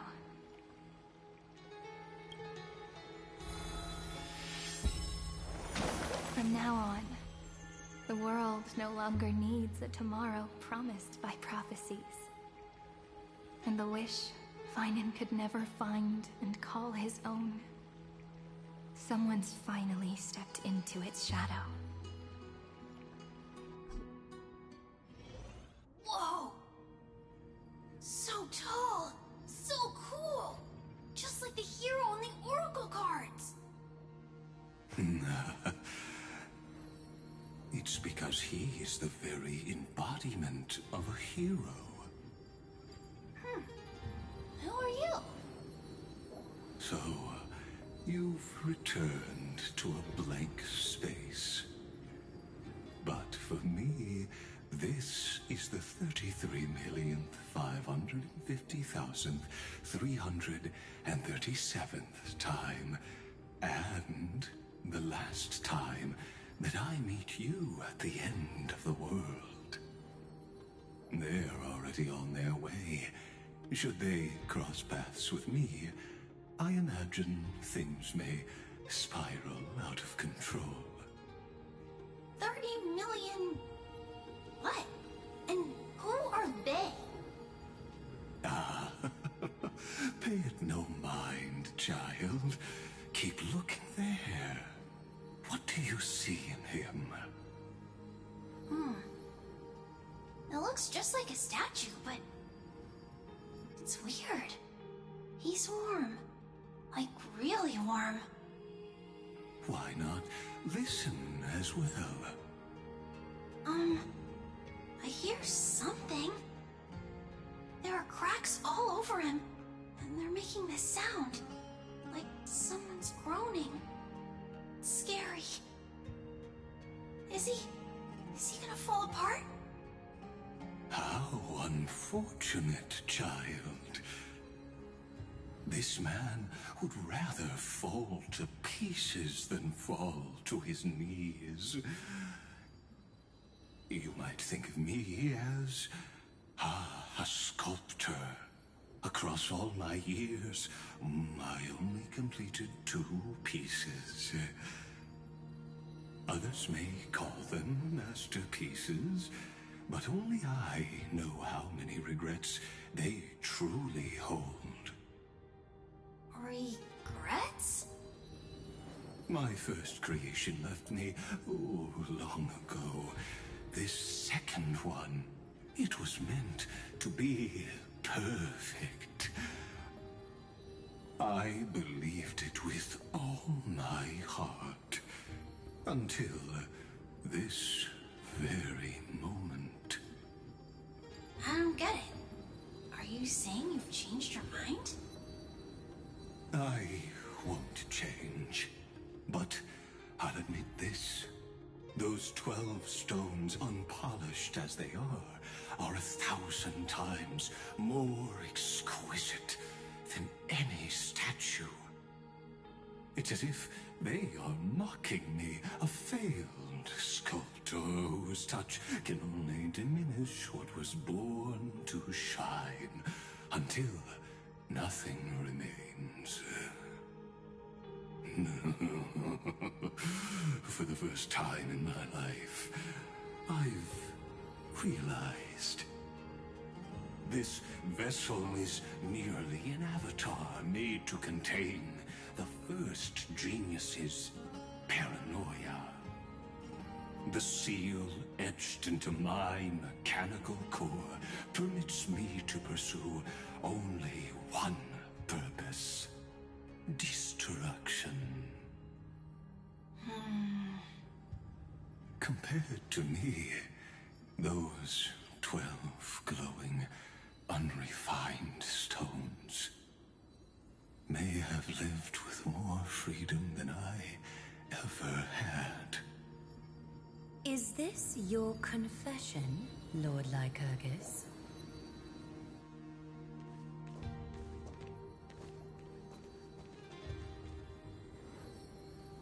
You misunderstand. From the very beginning, I was never meant to feel regret. But since you're troubled by the radiance of these stones,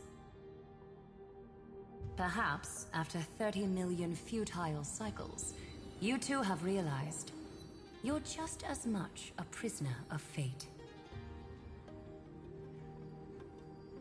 I suppose you do have a point. Now you are imprisoned by the sages from beyond the sky.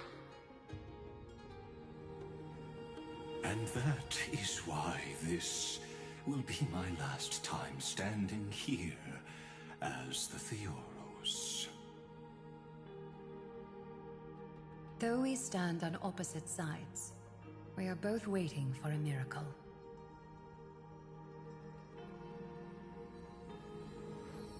What are you talking about? Is something big about to happen? Aggie. I know.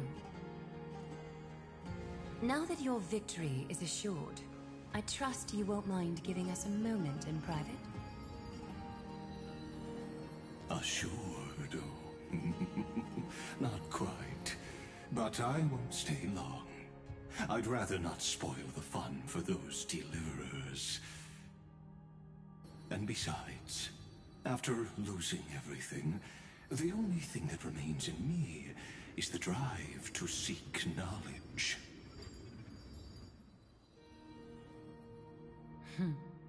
I pity you, Theoros. I don't need your pity. Farewell, Lady Goldweaver.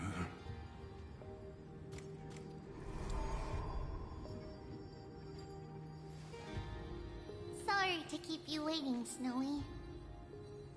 We're here to take you home. Home? I don't understand. Isn't this my home? This isn't a real home. A home should be a warm, cozy place where you can let go of all your burdens and sleep peacefully for a long, long time.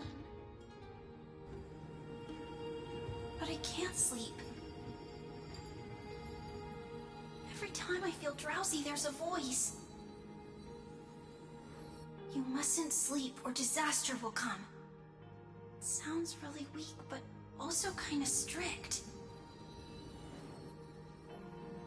It won't disturb your sleep anymore, child.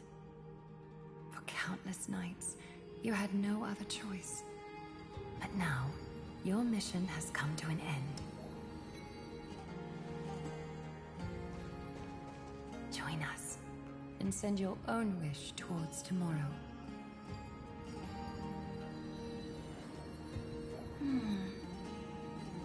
My wish? What could it be? You don't have to come up with an answer right now, child. Grown-ups often think duty and ideals are wishes.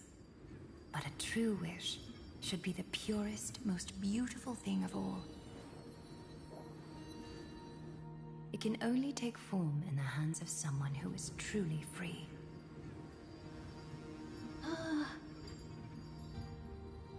So, Snowy, will you come with us to chase after your own wish? I want to leave this place. I want to go find it. I'm glad to hear it. The final flame chase journey, just like the 30 million before it. Take our hands and come with us.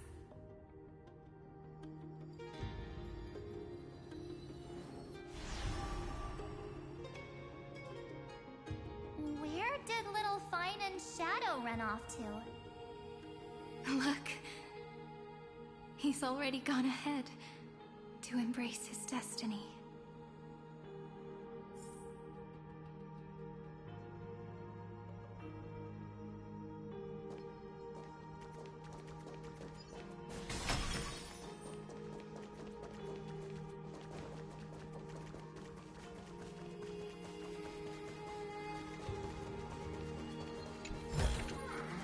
Want to take some pictures?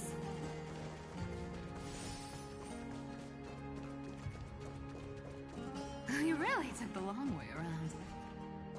Well, now everyone's here.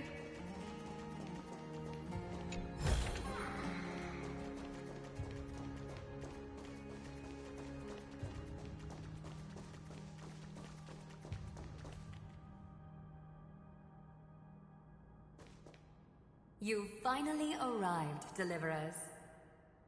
Long time no see, everyone.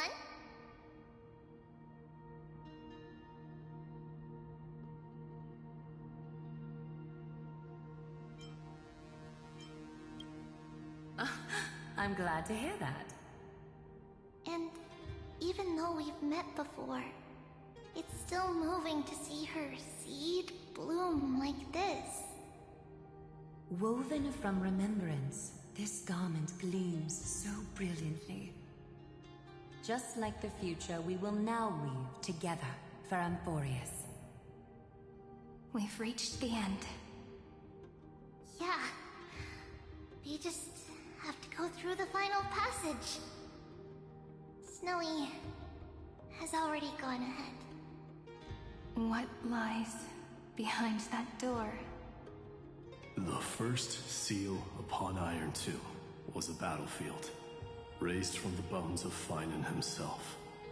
The second seal was a reflection of his inner desires, his wishes, and his despair. A path he wove together with regret, wrath, and sighs. When all this is gone, what will he have left to hold back the destruction?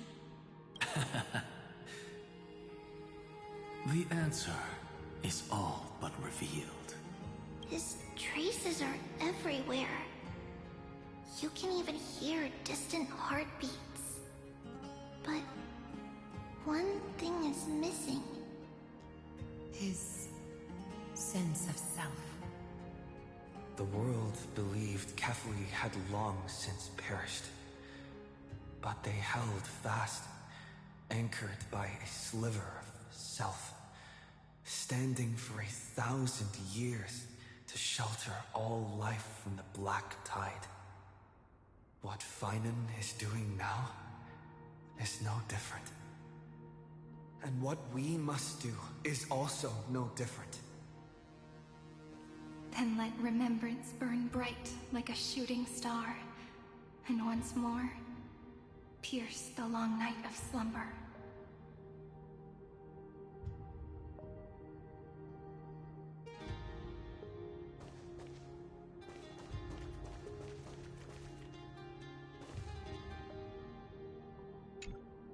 What follows is a battle that will decide the fate of the stars. Riding the west wind, let's all head out together!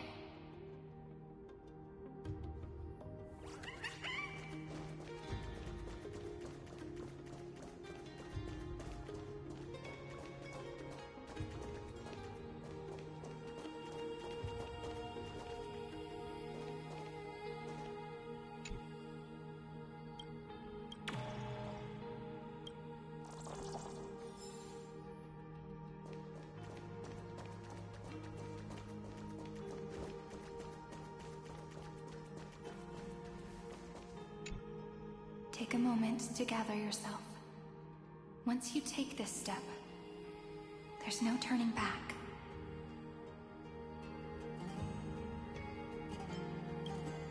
It's all right.